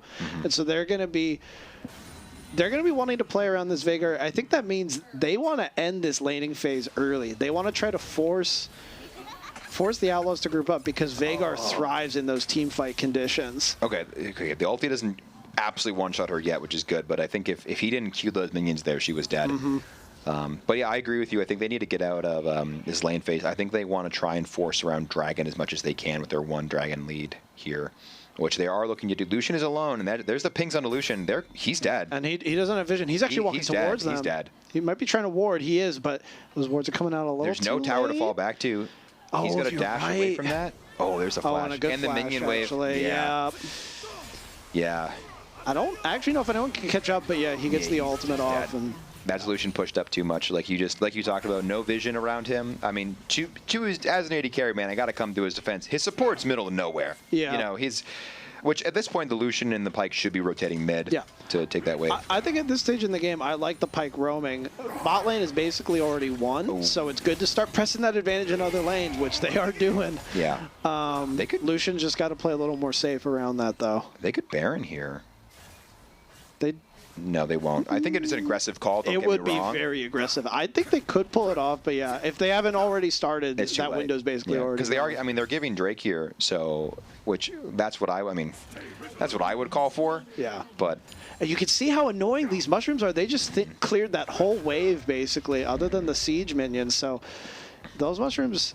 Now that we're actually starting to see them on the field, they're going to start causing some problems for these pushes top lane. And we do have a Fire Drake spawning, so Fire Drakes are very powerful. They make you do a lot more damage, so we'll see who gets those. If you get a Fire Soul, especially on the damage that either of these teams has, it's going to be a rough time. The Fire Dragon also adds a very fun mini game to the map. These little the wrong way. Orange embers you can see scattered around that people are now picking up. That will give you a CDR buff, which is it basically means your abilities are going to come off cooldown a little bit faster as you pick them up, but you drop all of them when you die, and then other people can pick them up. Yeah, it's a fun aspect. I really enjoy what they've done to kind of make the game a little more interactive with these souls. Pyke is once again. Oh yes, we're really far forwards, and the stun lands. And he's dead. He's dead. I mean, this is like, Garen is going in there. This is good. The culling, beautiful. The exhaust comes out. Okay, this is fine. Veigar goes back in. Oh, there's so much CC. Cage. Yeah, that's what we talked about, is that this is going to be their key. The Veigar disengage from that. Annie walking up. Oh, the stun! Into the... Oh, the goes far wide, but it's okay. They still managed to collapse. And the hook on the Viego? Not quite okay. This is really good. This is really good for Outlaws. They just got to disengage here. They can't quite go that deep. But Outlaws, really good plays here in the mid lane. Great stun. Yeah. The Annie's, I was a little cautious about the Annie walking up like that, but the Sejuani, great job following it up. Like, the ult missed for sure, but she was there when she needed to be. Yeah. This should be not a mid tower per se, but I think they could have been more aggressive there, to be honest, in trying to dive that. Because the Sejuani was on that page. Tommy knew what was up. Shades of Xmithie. Sejuani playing almost perfectly, but then missing the ultimate.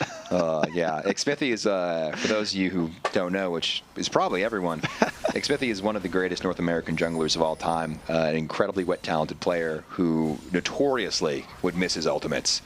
But, you know, they are kind of in the same vein. Him and Xmithie and Tommy have been going for crazy steals. So, you know, maybe we have the next Xmithie right here in our vicinity, which would be huge for North America, low-key.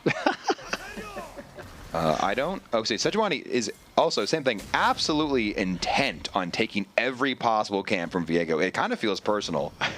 Q over the wall, very smart play for Sejuani. She's getting away with absolute highway robbery here. He's being super slippery on these invades, and it's really paying off. This Viego is behind. Yeah, a little level down. Let's check their items here for a minute. Viego has Sundered Sky and is building towards Triforce, I think, whereas we already have Koenig, Rukern, and Sunfire completed. Two fully completed items on the Sejuani. That's a big advantage. Lucian, ooh, be careful of that Veigar. He will kill you so fast. Pyke just Outlaws are just trying to force it. They blow the wind wall, and actually they don't have to spend much to do that, so they could re-engage here. Sejuani's coming down from the top lane. It doesn't look like Legion have much vision, so this might be a flank. Huge punish on Veigar. Keep going. Oh, the Sejuani ult misses, but he's still going. Still got the engage. Burns a flash. Okay. I think Legion, with that hook missing, they're out of there. So only 1 kill. That could have gone way worse for the Legion if Sejuani had gotten a better flank. But that's really Diego. good movement on the Outlaws' part. Brand, missed the hook there. I don't know what I happened. think it hit a minion, maybe. Maybe it might have not even charged up properly. I think it was a short queue. Okay, so I mean, here we go. Oh, Sejuani. I think this game is starting to look really good for the Outlaws to tie up the series here, because I feel like Legion, they're the ones playing the early game team, and yet Outlaws have been forcing a lot of these early game plays and pushing their advantage. The Vhagar is going to be their main way. A triple stun! Back into this one. No, Pike got shut down by Yasuo. That's a big deal.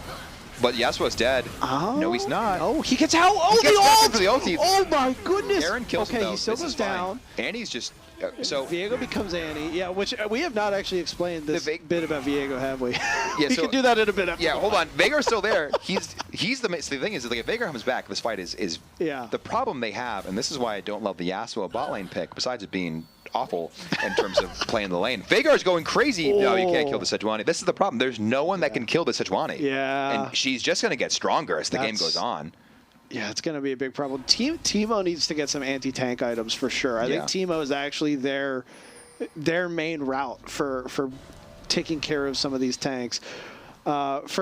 For context, characters who deal their damage kind of in big bursts tend to be less effective against really, really hard to kill, like high health, high resistance champions, whereas characters who deal damage, I don't want to say more slowly, but DPS more consistently. consistently over time damage, like a Lucian or a Teemo, they tend to be better equipped to deal with those tankier characters. Oh, we have a fight and brewing. Teemo was is really caught out overstepped. here. They're going to leave. The Vhagar Hook cage does needs to be there. miss, Okay. and the cage for the disengage. I mean, this Vhagar pick is probably the biggest reason that Legion is allowed to kind of stay in these fights. But when it's down, that you can punish that really heavily. Vhagar is absolutely keeping them in the game right now. That's a really good wind wall to stop that hook attempt. That was close. But look at the Sejuani. She's pretty much, like, even though they're hitting her 5-on-1 here, She's taken so many hits, and she she's just walks still away. 75% Annie- health. Annie a little far forward. Teemo, Okay. I don't know what's happening. There's no vision in that bush. No, there's vision in the bush now. Okay. The Oh, neither team is fully committing, and There's then Sejuani. finally Okay. Outlaws. This just has got to be a overextend. Baron play for This is a major mistake from Yeah. the Outlaws here. A couple big fights in a row have brought Legion right back into this game, actually. Yeah, they should Baron. They should have Baroned here. Yeah, I think they're just going to be content with the dragon. It looks like, yeah, they're trying to push to Soul Point, and I don't mind that play. The dragon's a little bit safer. Maybe they can get some wave pressure as well. I feel like they probably could have pressured mid lane turn a little more in addition to the dragon, but they decided to just go straight there. And this is still it's a very good game, especially considering that people got pushed off their comfort champions. I think it could still swing any way in one team fight. It really is going to go down to just that one play that'll make the difference. Pike is, again, alone here. Okay, good W out of there. That move speed So was fast. incredible from the Pike. Just Yasuo going into Annie alone. Oh, He's dead. yep, just too far forward. Team can't help you there. Lucian. Oh. Lucian. Okay, Pike's able to discourage Vhagar from following up on that one. And He had the reset, I think. He just wanted to use that. you're right. So He got it we're off of fine the here. Yasuo. Let's see how this plays out. Pull the Teemo. Oh my God! Instantly dead. Oh man, This is bloody. I don't even know what's happening exactly. Vhagar goes back in. Vhagar is just punishing Vhagar there. is Annie's dead. tearing this team apart. Oh, the Outlaws. This is a rough play for them. I think what's happening is they're just not unsure how to play around this team fight they were trying to build. Yeah, it's unfortunately similar to the big error that lost them the game And last Lucian time. stands still in the brand They are damage. not on the same page. Lucian was not there for that fight until at the very end just then when Sejuani's trying to get away. So they're taking disadvantaged fights. They are opting into fights with Legion where they don't have the numbers. They don't have one of their most important characters at this point. Lucian is one of the characters that they have gotten big advantages on, and they're not taking advantage of that. Yeah, I mean, especially considering the lead they had in the early Someone's game. got to help Viego tank this Baron. I don't They know. might not have the No resources way. to They actually can't take do this it. down. Baron heals Yeah. up. This is not okay. So, although that fight went really badly for them, they don't really lose anything. The gold is still a 500, 400 difference. this is still anybody's game. It's just going to come down to how Legion takes these fights. Yeah. Well, there has definitely been a swing. I think Outlaw had a couple thousand lead at some point, and it's gone back to basically even now. Legion have clawed their way back into this game. Annie. Some really good plays in Annie. Yeah, just overextending here. But Pike. Oh! Lines up for a free double. That's Baron if they do it right. There's pings onto it. That is the Pike fantasy right there. Too low people standing right like next we to said, one mistake is all it takes, and here we go. And they're onto this Baron, and they actually have, I think, they are melting through this but thing. we have the flank coming down from the Veigar Viego. Okay, Pike sees Teemo. They're sticking on the Baron. Pike's kind of going onto the wrong target, though. Veigar's the real threat is the Veigar and the Viego. If they can get in, but they don't. They just don't even go. Don't. Oh, he turns. Sejuani turns onto Teemo. Teemo is leading him through the so many shrooms. Pike just easy kill here, free. Yeah. Okay. Now, we in the span of maybe 2 minutes, we go from Outlaws losing a fight and maybe Baron to Outlaws winning the fight and taking Baron, and the game is now in a much more commanding lead from Outlaws. Let's see if they can play it out. Everything is hinging on this fight, these fights that it almost seems like neither team really wants to happen. Like both teams are getting embroiled into scraps with one another before they really have enough time to set up, and it's meaning that the results of some of these fights are crazy. I think half the time we're really unsure what's happening in just terms of like the decisions that are being made. Besides, I mean, I think you can definitely feel the pressure these players are under. You know, the Outlaws know they are one game away. That being said, the momentum is really important, and Legion knows that although they can lose, if you give the momentum up to Outlaws here, you're now in a 1-1 situation. It gets much closer, but we'll see how it works. They're pushing mid. They are 1-3-1-ing, and that means they have one person in the top lane, 3 in the middle, and 1 in the bot. Okay. That's a good tower take. Clean stuff, disengaging at the right time. They're getting flanked by Veigar and Yasuo on the bot side here. Yeah, but so good call to back off. Sejuani alone on the bot lane. Team's got to be telling them to leave, and they're just sitting in the bush? I don't know. I think Legion has just assumed that they've recalled and aren't there anymore, and yeah, that seems to be what's happening. Oh, no. Oh, no, Yasuo decides to check. Okay, the 1v1. I don't think Yasuo wins this. I think Sejuani does not care about his damage. Sejuani... he actually managed to windwall the Sejuani's stun, which is technically a projectile, even though it's a point-and-click ability. Sejuani is out of... She's going to die. She is deeply out of position here. Yeah, now Veigar's behind her. Viego and Brand coming quick as well. Yeah. Bit of an overcommitment there. Ult's there. I mean, no. Yeah. I think as soon as that stun gets blocked by a Teemo does die top, so they can cross map play here. Okay. You know, it was just actually Galaxy Brain from Sejuani. And actually, I actually think the tempo goes to Outlaws here because they're getting the tower pressure. They're using this Baron to get the push. So yeah. I think overall, not a bad play for them. You know, obviously we don't know what the players were thinking, but if Sejuani made the call, which it sounds like Tommy did, where they were pushing, they saw 4 showing up to kill Sejuani, which at this point it does take 4 of them to do that. They get a tower there, that's a lot of gold. As long as they don't lose this Fire Drake here, I think that's a fine trade. Especially with Viego clearing topside is not the play. You really want your jungler at these objectives because Sejuani is respawning in 4 seconds. So yeah, Viego's still going to beat her to the dragon, but it's not going to be by a big margin. Lucian. This is a pretty critical play here. Legion, if they can secure this soul, that's going to be huge for them. Oh, Annie gets caught. Annie's dead. Yep. Oh, burns the flash too. Nothing you can do about that. Okay, Pike's going to go crazy. Sejuani's not going to be here in time. Yep, and Pike... he did go crazy, but not. Yeah, you can't be doing that. It's a 4v3 here. Outlaws, the same thing we talked about as last time. They're not on the same page for these team fights. Yeah, they just got to leave here. They don't want to be doing this dance with Legion right now, down numbers, and yeah, they are going to head out. They are still. That is Fire Soul, by the way. Yeah, that is 4 drakes in a row. That's huge for the Legion. Yeah. They have found so many little ways to stay in this game in spite of what I think was a really, really well played early game by the Outlaws. I agree. I think the Fire Soul, especially with the Veigar damage coming out, is going to be really difficult for them to manage. Add that onto the Teemo shrooms, the Brand damage. It's going to require some really well played moments or the Legion making a critical mistake for Outlaws to really clinch this game, which Garrett is flanking them. He is flanking, but the only one nearby is Annie. So Lucian's this is there too, a bit actually. risky. Oh, okay. That's a flash from Okay. Brand. I would turn on the Yasuo here, Yep. Garen. Yeah, we're here. Great call. Keep going. Oh. Into the wind wall. Big ult. Oh my gosh, Garen stayed Pike? alive a lot longer than I thought he could. Yasuo's dead. Pike got out of there. Lucian also down. Wow. Yeah, he unfortunately ulted into the wind wall there. The wind wall blocking all of Lucian's projectiles, which is the worst nightmare. Oh, and then Annie doing her best to get out of here, but Outlaws trying really hard to force the issue, but the Legion, they're just too strong right now with the soul, and they had the numbers advantage as that play went on because not all of Outlaws were back on the map in the right position yet. hey, It's starting to spiral. It's starting to spiral a little out of control for the Outlaws. The goal difference is still not huge, but you do have to feel like the tempo is solidly in favor of the Legion now at this point. Vagar has 289 extra ability power. That is disgusting. That is a lot of damage he's bringing to the table now, and it will only get more. Yeah, just going to keep going.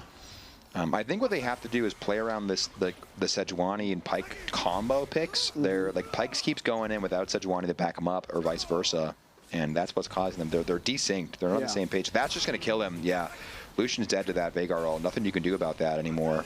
Like the Vagar has reached that hyperscaling point. Vagar's got to become public enemy #1 for the Outlaws, and actually Sejuani might Burns try the flash of Vagar, which is fine. Yasuo taking some tower shots. Vagar. Oh, that's a really good stun. They walk the into cage the wall. just keeps them out. Wait, the pull? Nice. He's dead. He's dead. Yeah. Oh, early in the ult, but that's fine. That's okay. Okay. That's a huge. They need to pressure Baron here. They have 20 seconds on Lucian. They need to get to Baron and get something out of this. They can rotate top and pick off Yasuo potentially. No, he's backing off, which is the right play. So yeah, I think Baron's got to be the. This is where Outlaws can force the issue. Vagar's down for a full 45 seconds. This is why these mistakes get more and more punishing because the length of time that you're dead. Yasuo. He gets pulled. He's almost definitely dead. And Sejuani's in the middle of them, completely full health. Don't back off. Don't back off, Sejuani. Go back in. Push. They can get this. Okay, back off here and just take the Baron. These shrooms. The line of shrooms. Oh, my God. They can bounce off one another. Teemo's standing toe-to-toe. You don't care. They're going to burn through him. They're at this point where their AP is too much. Lucian's going to go back him up. That's smart. He has culling. Yes. Yes, Lucian. Culling. Oh. Shoot him in the face. You get him. One more. Yes. Okay, he got get him. Dash. Use your Q. One more auto. Oh, he gets him. He's still dead. The poison and the burn on top of one another. Oh, what a brutal fight. Oh, both teams just throwing themselves into the meat grinder there. Oh, man. Oh, okay. Give us a second. I think the game ended and they left the game again, didn't they? They did. And the winner was, I can't tell. I want to say Legion probably took that W. Looks like they might have. What a crazy, yeah, they just ran back. So, or one team ran back. Outlaws ran back, so I think that means we're gonna Legion took it. We're gonna switch. No, they all ran back. Oh. Who actually won? That's very important for us to find out. I really hope they all. Okay, we can switch and get ready to go. Okay. Well, yeah, okay. Yeah, we're going to find out who won for you in 2 seconds, but that was, we did, what's happening is when the game ends, if they click continue on the end screen, it kicks us all out, so that's why we're not able to watch the end of it. But we're going to find out who won that game and let you know, because either we're doing one of two things. We're going to go to game 3 of Legion versus Outlaws, or we're going to have Speechless play out. Legion won? All right. So Legion won. So they 2-0'd Outlaws, which I think was a very good play. So we're going to run and do an interview with them. So I'm going to pop this headset off and bounce over there and grab the Legion team. So we can have you close out for me in a second. But I'll see you guys in 2 seconds. Oh, well, unfortunately, we didn't get to see how that one ended. But both teams really putting their all into that one. Oh, man. That was... And they are very excited out there about those games. We're going to cut over to an interview in just a second. Like he said, he's going to pull the Legion team together in that room and talk to them about that big win. And then we will move into our final game of the day, where you'll see our other team that's present here, Speechless, play some games today. And very unfortunate. Game one, these technical issues are killing us. Game one, we really did get to see the defining play that led to the end of that one. Game two, a little bit unclear what happened. Both teams really going at it there. Still pretty even when it kicked us out. So we'll see. Maybe we can get a replay. I don't think so, probably, but we'll talk to the Legion. Maybe they'll be able to enlighten us about what happened. All right, I'm here with Jack, Sammy, and Finn, who are 3 members of the Legion who just took a W. Jack, how do you feel with that win? I think it was really stressful, but in the end we pulled through. It was all about keeping a good attitude. Yeah, I think that's exactly it. That was definitely a back and forth game. You know, your Yasuo pick was pretty interesting there, Finn. What made you want to pick the Yasuo in that bot lane? Because we had a ranged character already on the team, and I just wanted to try out a new champion. Okay, so you think because you had a ranged top laner there, you wanted to bring the melee in. And Sammy, I got to say, you've only been playing for us for what, maybe a week and a half of really consistently getting him back in there. So your Teemo pick was good. How did you feel going into this game? I sort of thought we were gonna make it to the 3rd game, and we didn't. So I was a little surprised about that. And did you like how when you use your Teemo ultimate, your mushrooms, it became much harder for anyone to deal with you? Oh yeah, just like place them in a line, and no one could get through. Yeah, you guys played really well. Can anyone tell me what a favorite part of the series they happened? Like which play or moment was your favorite that happened? I think my favorite was when it was so perfectly timed how Baron was like a minute. It was like a minute or two before Elder. So by the time we took Baron, Elder was spawning, and they were like all dead, so we just ran Elder. Yeah, I mean, I think your Veigar pick was really good there. You had like 350, 400 ability power extra by the end of that game. I think I watched you press R on a full health Lucian, and he did not live anymore after that. Two-shotted. Yeah, it was pretty crazy. The most impressive part was that it was my 2nd time playing Veigar. Yeah, I mean, like we talked about getting that 3rd pick there so you couldn't get banned, you know, because there were a lot of target bans in that series, but you guys played well, you know. So how do you feel now that you won? What's the overwhelming emotion you guys feel right now? Who wants to answer? It feels pretty good. It's fun that I now get to play against my cousin. So. I honestly don't really. I'm excited, but I'm not sure if we're gonna win. Well, you know, I think no matter what, the fact that, you know, the team that you're about to play is a definitely team that has spent more time together, and they have the advantage in that aspect. But I think if you guys, like what you said, if you keep your heads on and you just pick a good team comp, because there won't be any bans against you, I think, yeah, we'll finish out the strategy against that, and you guys have bans against them, so you can kind of strategize. We will get pretty going quickly, but I think overall, really good job keeping your heads cool. You guys prevailed, and you should be proud of your time. So, you know, let's give a wave to anyone who is watching. You know, we got Jack, Sammy, and Finn here, and it was a pleasure having you guys play. I'm really excited to watch the next game. All right, so we're going to have them start the draft now and get ready to get into it. I think we're going to see some champions we have not seen before because there are no bans from Speechless here. So let's jump to that when we can, and we'll start talking about the draft phase. I think it's going to be exciting.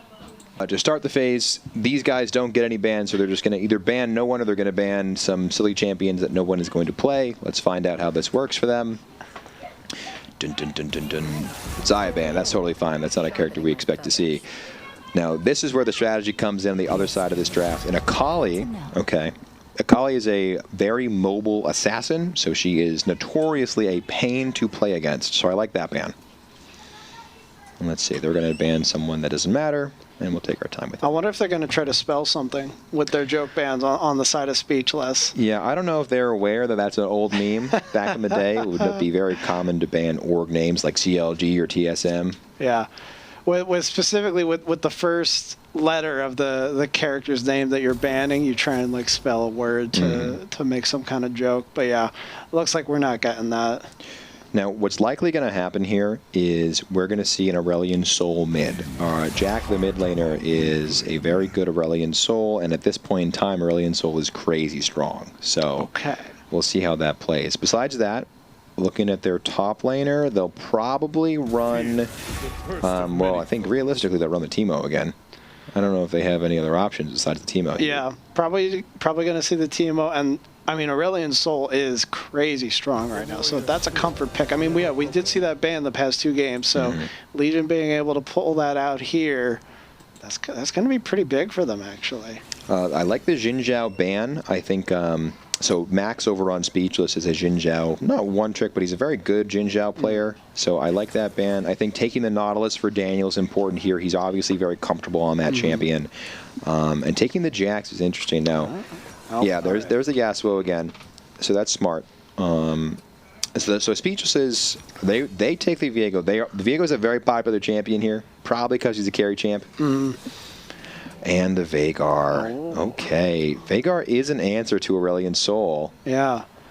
The reason being is because he has that cage we talked about last game, and Aurelion Sol does not want to be stuck in that cage. He's a character that likes to be able to get out of those situations and move around the map. So the Ornn is also a very good ban here. It's a tanky champion that can really cause a lot of turmoil in team fights. It is also someone that Milo, their top laner, who I believe he's I Like Cheese. No, he's Smiley Face. His brother is I Like Cheese. So their Lux ban as well is good. Lux is someone that they can run either support or they can bring in the mid lane. And there's the Teemo. Twitch makes sense. That's who they play a lot in the bot lane. This is the first time we're going to see the jungle off of Viego, so I am interested to see what they pick up for the jungle here. Probably Kayn. That's who should go second. So I think they probably should have locked Viego second instead of the Yasuo, because I don't think that Speechless would have taken the Yasuo away from them. And there's the Kayn. And there you go. You called it. So here we go. In terms of late game scaling, we were kind of balanced out with the Veigar and the Aurelion Sol. Both of those characters have that infinite scaling stack we were talking about. Yeah, I think top lane is going to potentially be a bit of a problem here for Legion. Cho'Gath has one of the better matchups, I think, into that Teemo. I think they probably picked that one with that in mind. Because he's a character that he does kind of need to get on top of you, like a lot of the characters we've been seeing go against Teemo, but he has some ranged ways of locking you down and making it harder for you to get away. And he doesn't care too much about Teemo's blind. So Cho'Gath's going to have a lot of advantages in that lane. Yeah, I agree. I don't think the Teemo player has played against a Cho'Gath either, so that will definitely be a big factor in this. You know, I mean, that being said, if Teemo plays well, I think it does boil down to a skill matchup. The problem is that I don't think that Teemo has the skill to take on the Cho'Gath right now in his League of Legends career. But you know, if he plays it well, if he uses his shrooms like he planned on doing last game, it could work out. I'm interested to see the bot lane matchup myself. I think that's where this will change, because the Mr. Chickens, the Twitch player, is pretty new as well to League of Legends. He only has like 3 or 4 months under his belt. And as we talked about, AD carry is probably the most difficult role to get into, because it's very punishing if you make a mistake. And into a Yasuo Nautilus, you make a mistake and you're dead. Yeah.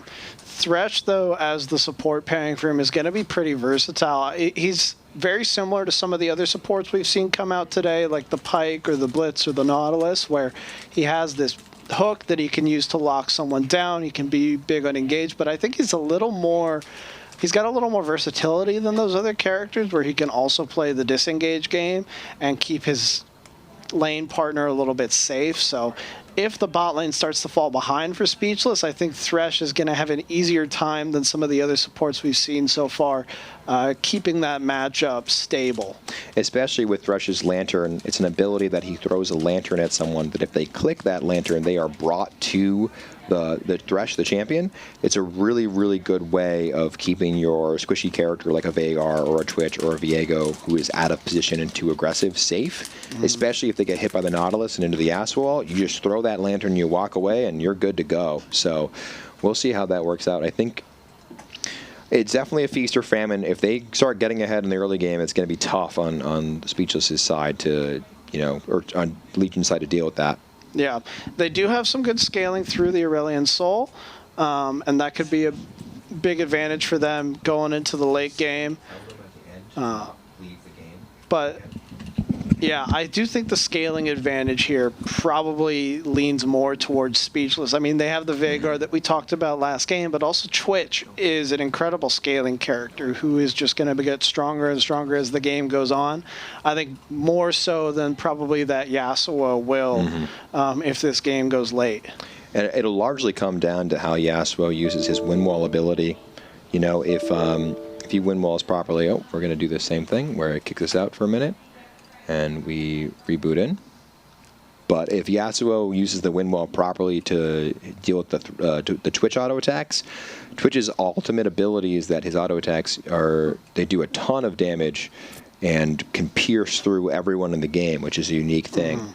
That being said, it can't pierce through a win wall, so that'll be the deciding factor. If he does that properly, nothing Twitch can do about it. Yeah, that can be huge for shutting down this Twitch. And also Aurelion Sol, with that center of gravity that he can make, that slows and kind of pulls all of the champions to the middle, can shut down Twitch's aggression big time by disengaging. And I think the Acel is actually going to be probably the only form of disengage that this Legion team has. It's a similar issue that I think they've had with some of their other compositions that they've been able to play around, where they don't have too many ways to disengage. Last game they had the Vagar.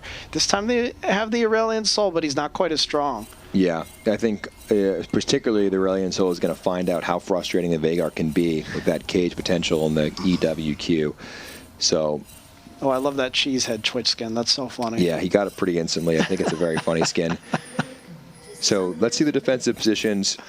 Just to remind, Speechless is the team in the blue bottom left half of our map. They are the more experienced team, so they definitely are the favorites coming into this matchup. But Legion has the momentum and knowledge that they are the underdogs here, so they got nothing to lose. Yeah. And I want to see Legion go for some crazy plays. I want to see them make Speechless uncomfortable. Don't let Speechless dictate the pace of this game, especially because I would say Legion, they've picked more of an early game focused composition here. So I think they're going to want to push the tempo of this game and try and close it out early. Otherwise, the Vagar and Twitch are going to scale out of control. Yeah, they're going to need to make sure they put a pin in this game where they can. If they can get ahead in that bot lane, I think that will be the deciding factor. Even though we saw the lead in the bot lane last game not pan out for the Outlaws, the Yasuo has this exploding factor that he can just come into a game, especially if the Nautilus lands his ultimate ability, which knocks people up. How Yasuo works is he can only do this big burst of damage if people are knocked into the air, which thankfully Nautilus does for him. Yeah. And actually, the Kayn, if this Kayn goes red Kayn, which I actually think would suit Legion's composition a little bit better. So for some context, that's a clever steal actually by Speechless's jungler. So that's smart. Max is a very intelligent jungler. He's taken to the role quite well and thinks about the game in the way that a jungler needs to, which is it's often considered the chess master kind of style, where you do need to be thinking a couple of steps ahead of your opponent. And clearly he is, because he's going to get this. Taking what's called the red buff there is a very big advantage for him, especially because it's the enemy's red buff there. Yeah, and Legion, no vision on that side of the map, so they have no idea that this has happened yet. And so Trill is going to arrive to his jungle, or not Trill, I'm sorry. Smiley's going to arrive to his jungle to find out that his entire top side is going to be missing, although they might actually meet here at the Wraith camp as Teemo goes down. Kayn sees, you got to fight that Kayn. Yeah, Kayn's good. Oh, no, I think Diego has the advantage in this fight for sure. There's the E. Okay. So Kayn's off to a rough start here. Kayn is similar to Yasuo in that it is a feast or famine style character. They want to get going early and often, and so now that they've lost their entire red quadrant, and there's not really... Kayn could try to force a gank on the Cho'Gath, but I don't know if the Teemo will have the damage to follow that up. Yeah, I honestly think the objective for Legion here in the top lane is to just try to make that lane as stable as possible. Nautilus is dead to the poison. No, might actually get out. He's dead to the poison. Yasuo is okay, that's a pretty good win wall, actually. Twitch that does need a couple auto attacks. There you go. Into the great flash. Wow. Beautiful play there. That's okay. So that's the bot lane getting very aggressive. Well done by the Thresh and the Twitch there in general. I think Yasuo didn't do a bad job trying to commit there, but it's just it's a rough spot to find yourself in. Yeah, and this is what I mean about Cho'Gath. He's going to have such an easy time getting onto this Teemo that I think they're not going to be used to. They're not going to be prepared to deal with compared to some of the other matchups they've faced today. Oh, yeah, and he's dead from there. Oh. So that's really unfortunate for the Teemo here. Cho'Gath is the third infinitely scaling character in this game. So his ultimate ability, which he gets at level 6, lets him do a huge chunk of damage to an enemy, and if it kills that enemy, he then gets a certain permanent buff that gives him max both health and size increase. Yeah, the size increase is the funnest part of Cho'Gath. If he gets a lot of stacks, he will genuinely become cartoonishly massive, and it's very funny. Yeah, right now he is just a small little guy, but give him maybe 10 minutes and you will see that that is not going to be the case, especially if he keeps this pressure up on Teemo. Man, speechless so far. They are controlling this game. I'm really liking what I'm There's a seeing for the Viego bot jungler, and again. this is a very good gank onto Hook bot lane. The misses. hook doesn't quite land, Nautilus goes back in. but no, they're just... He's going back into his death here. Yeah. I think the hook's going to be up again. If he's lucky, it is a long cooldown at level 1. Okay. Okay, he does get away. Oh, He doesn't. The Twitch wow. poison with the E from these expunge. And you say Twitch is their least experienced player, and they are just feeding him these kills. They're doing everything they can to get him ahead, and it is working right now. And so Legion, I mean, their options are becoming smaller and smaller with every passing play.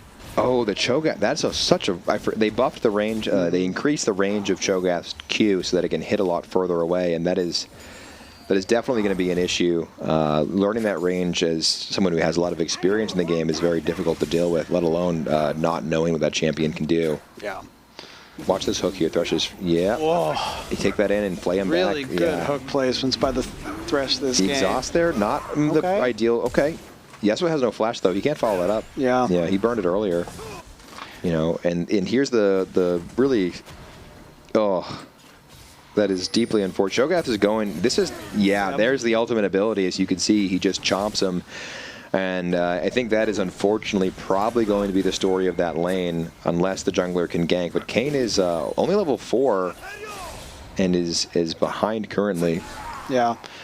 I think their route back into this game is going to be to focus some jungle attention bot and mid, which they are starting to do now. The hook won't matter. Yeah, he gets him there. That's really good. Pretty good gank. The kill does go to Kayn, which I don't mind. No. I would have preferred to see it on Yasuo probably, but Agreed. at least it didn't end up on the no damage support.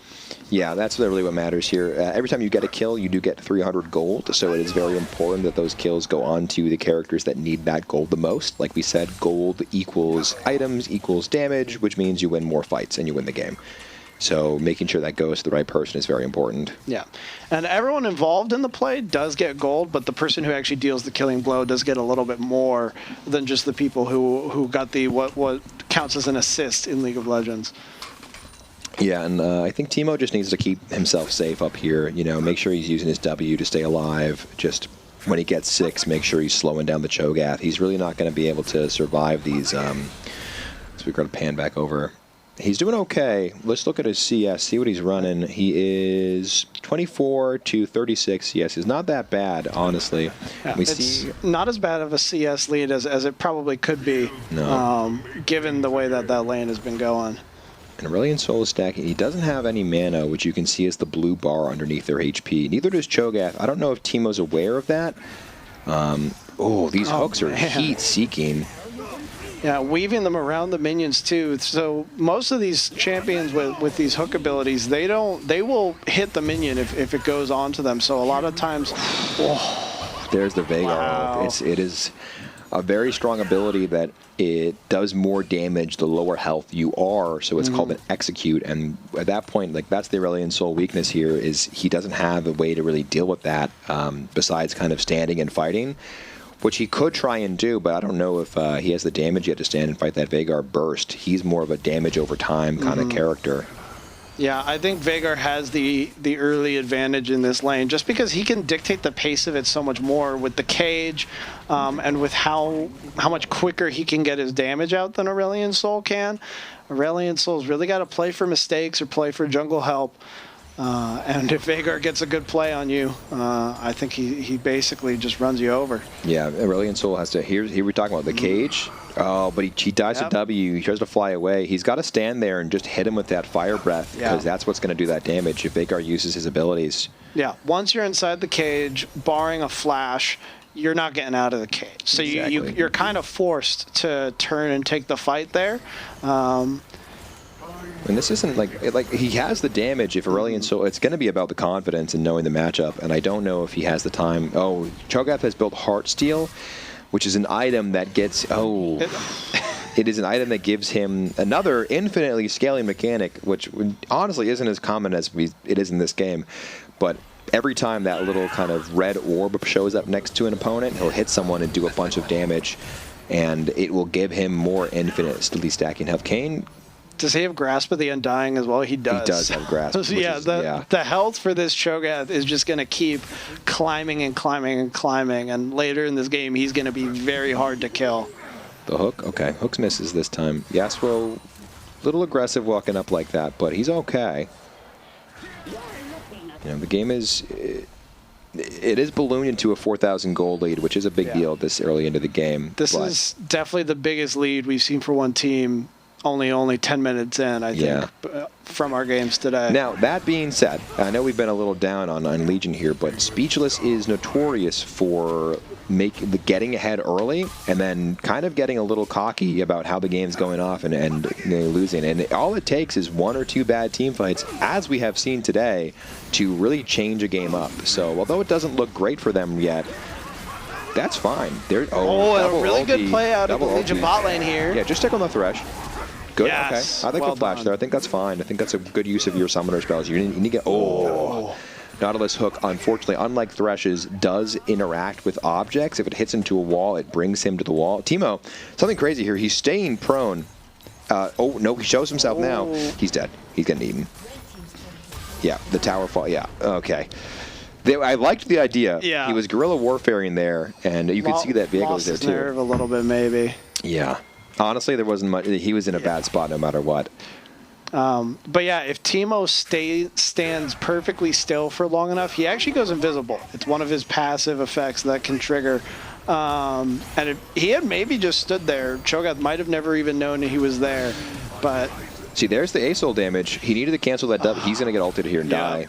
Yeah, but it is there. He can counter it. He just needs to be careful about Wing, which is his fly ability, flying into the Vagar wall. If he stops that early and just stands there and does damage, he could win these trades, which I think is going to be, if there's a way back into this game for Legion, that's going to be the window into it, is the Aurelion Sol.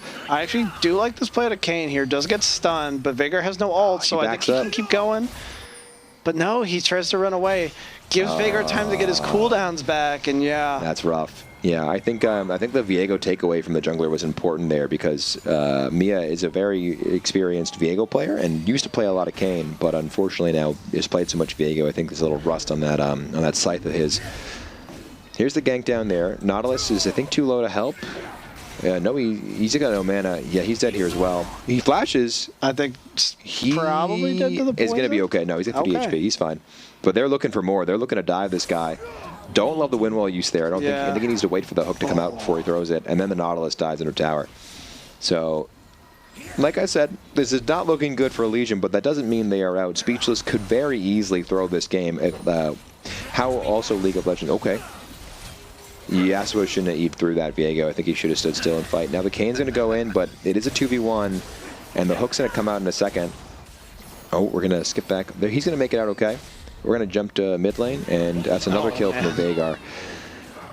It is looking rough here with an 8K gold lead at this stage in the game is a very significant amount. Legion, to stop the bleeding, Legion needs to end laning phase now. They need to start grouping as a team. They need to start trying to make plays as a team. This is what you want to do when you're losing a game of League of Legends. It's your only route, especially if you're losing this badly in the early game, back in, is to get together as a full squad and try to make something happen. Because forcing a numbers advantage is basically the only way you're going to start winning fights now. Yeah, at this point in the game, and Kayn's going to get caught here by the auto attack. Completely by themselves. Yeah, and honestly, Twitch should push more aggressively here. I don't think he needs to be afraid of this Kane. I think Yeah, they're a little bit there's the worried Yasuo about the on help bot. from Legion, which is starting to pile in. Here They we might go. have an actual play here. Twitch, and there's the lantern we were talking about, but if they stand on the lantern, he can't go anywhere.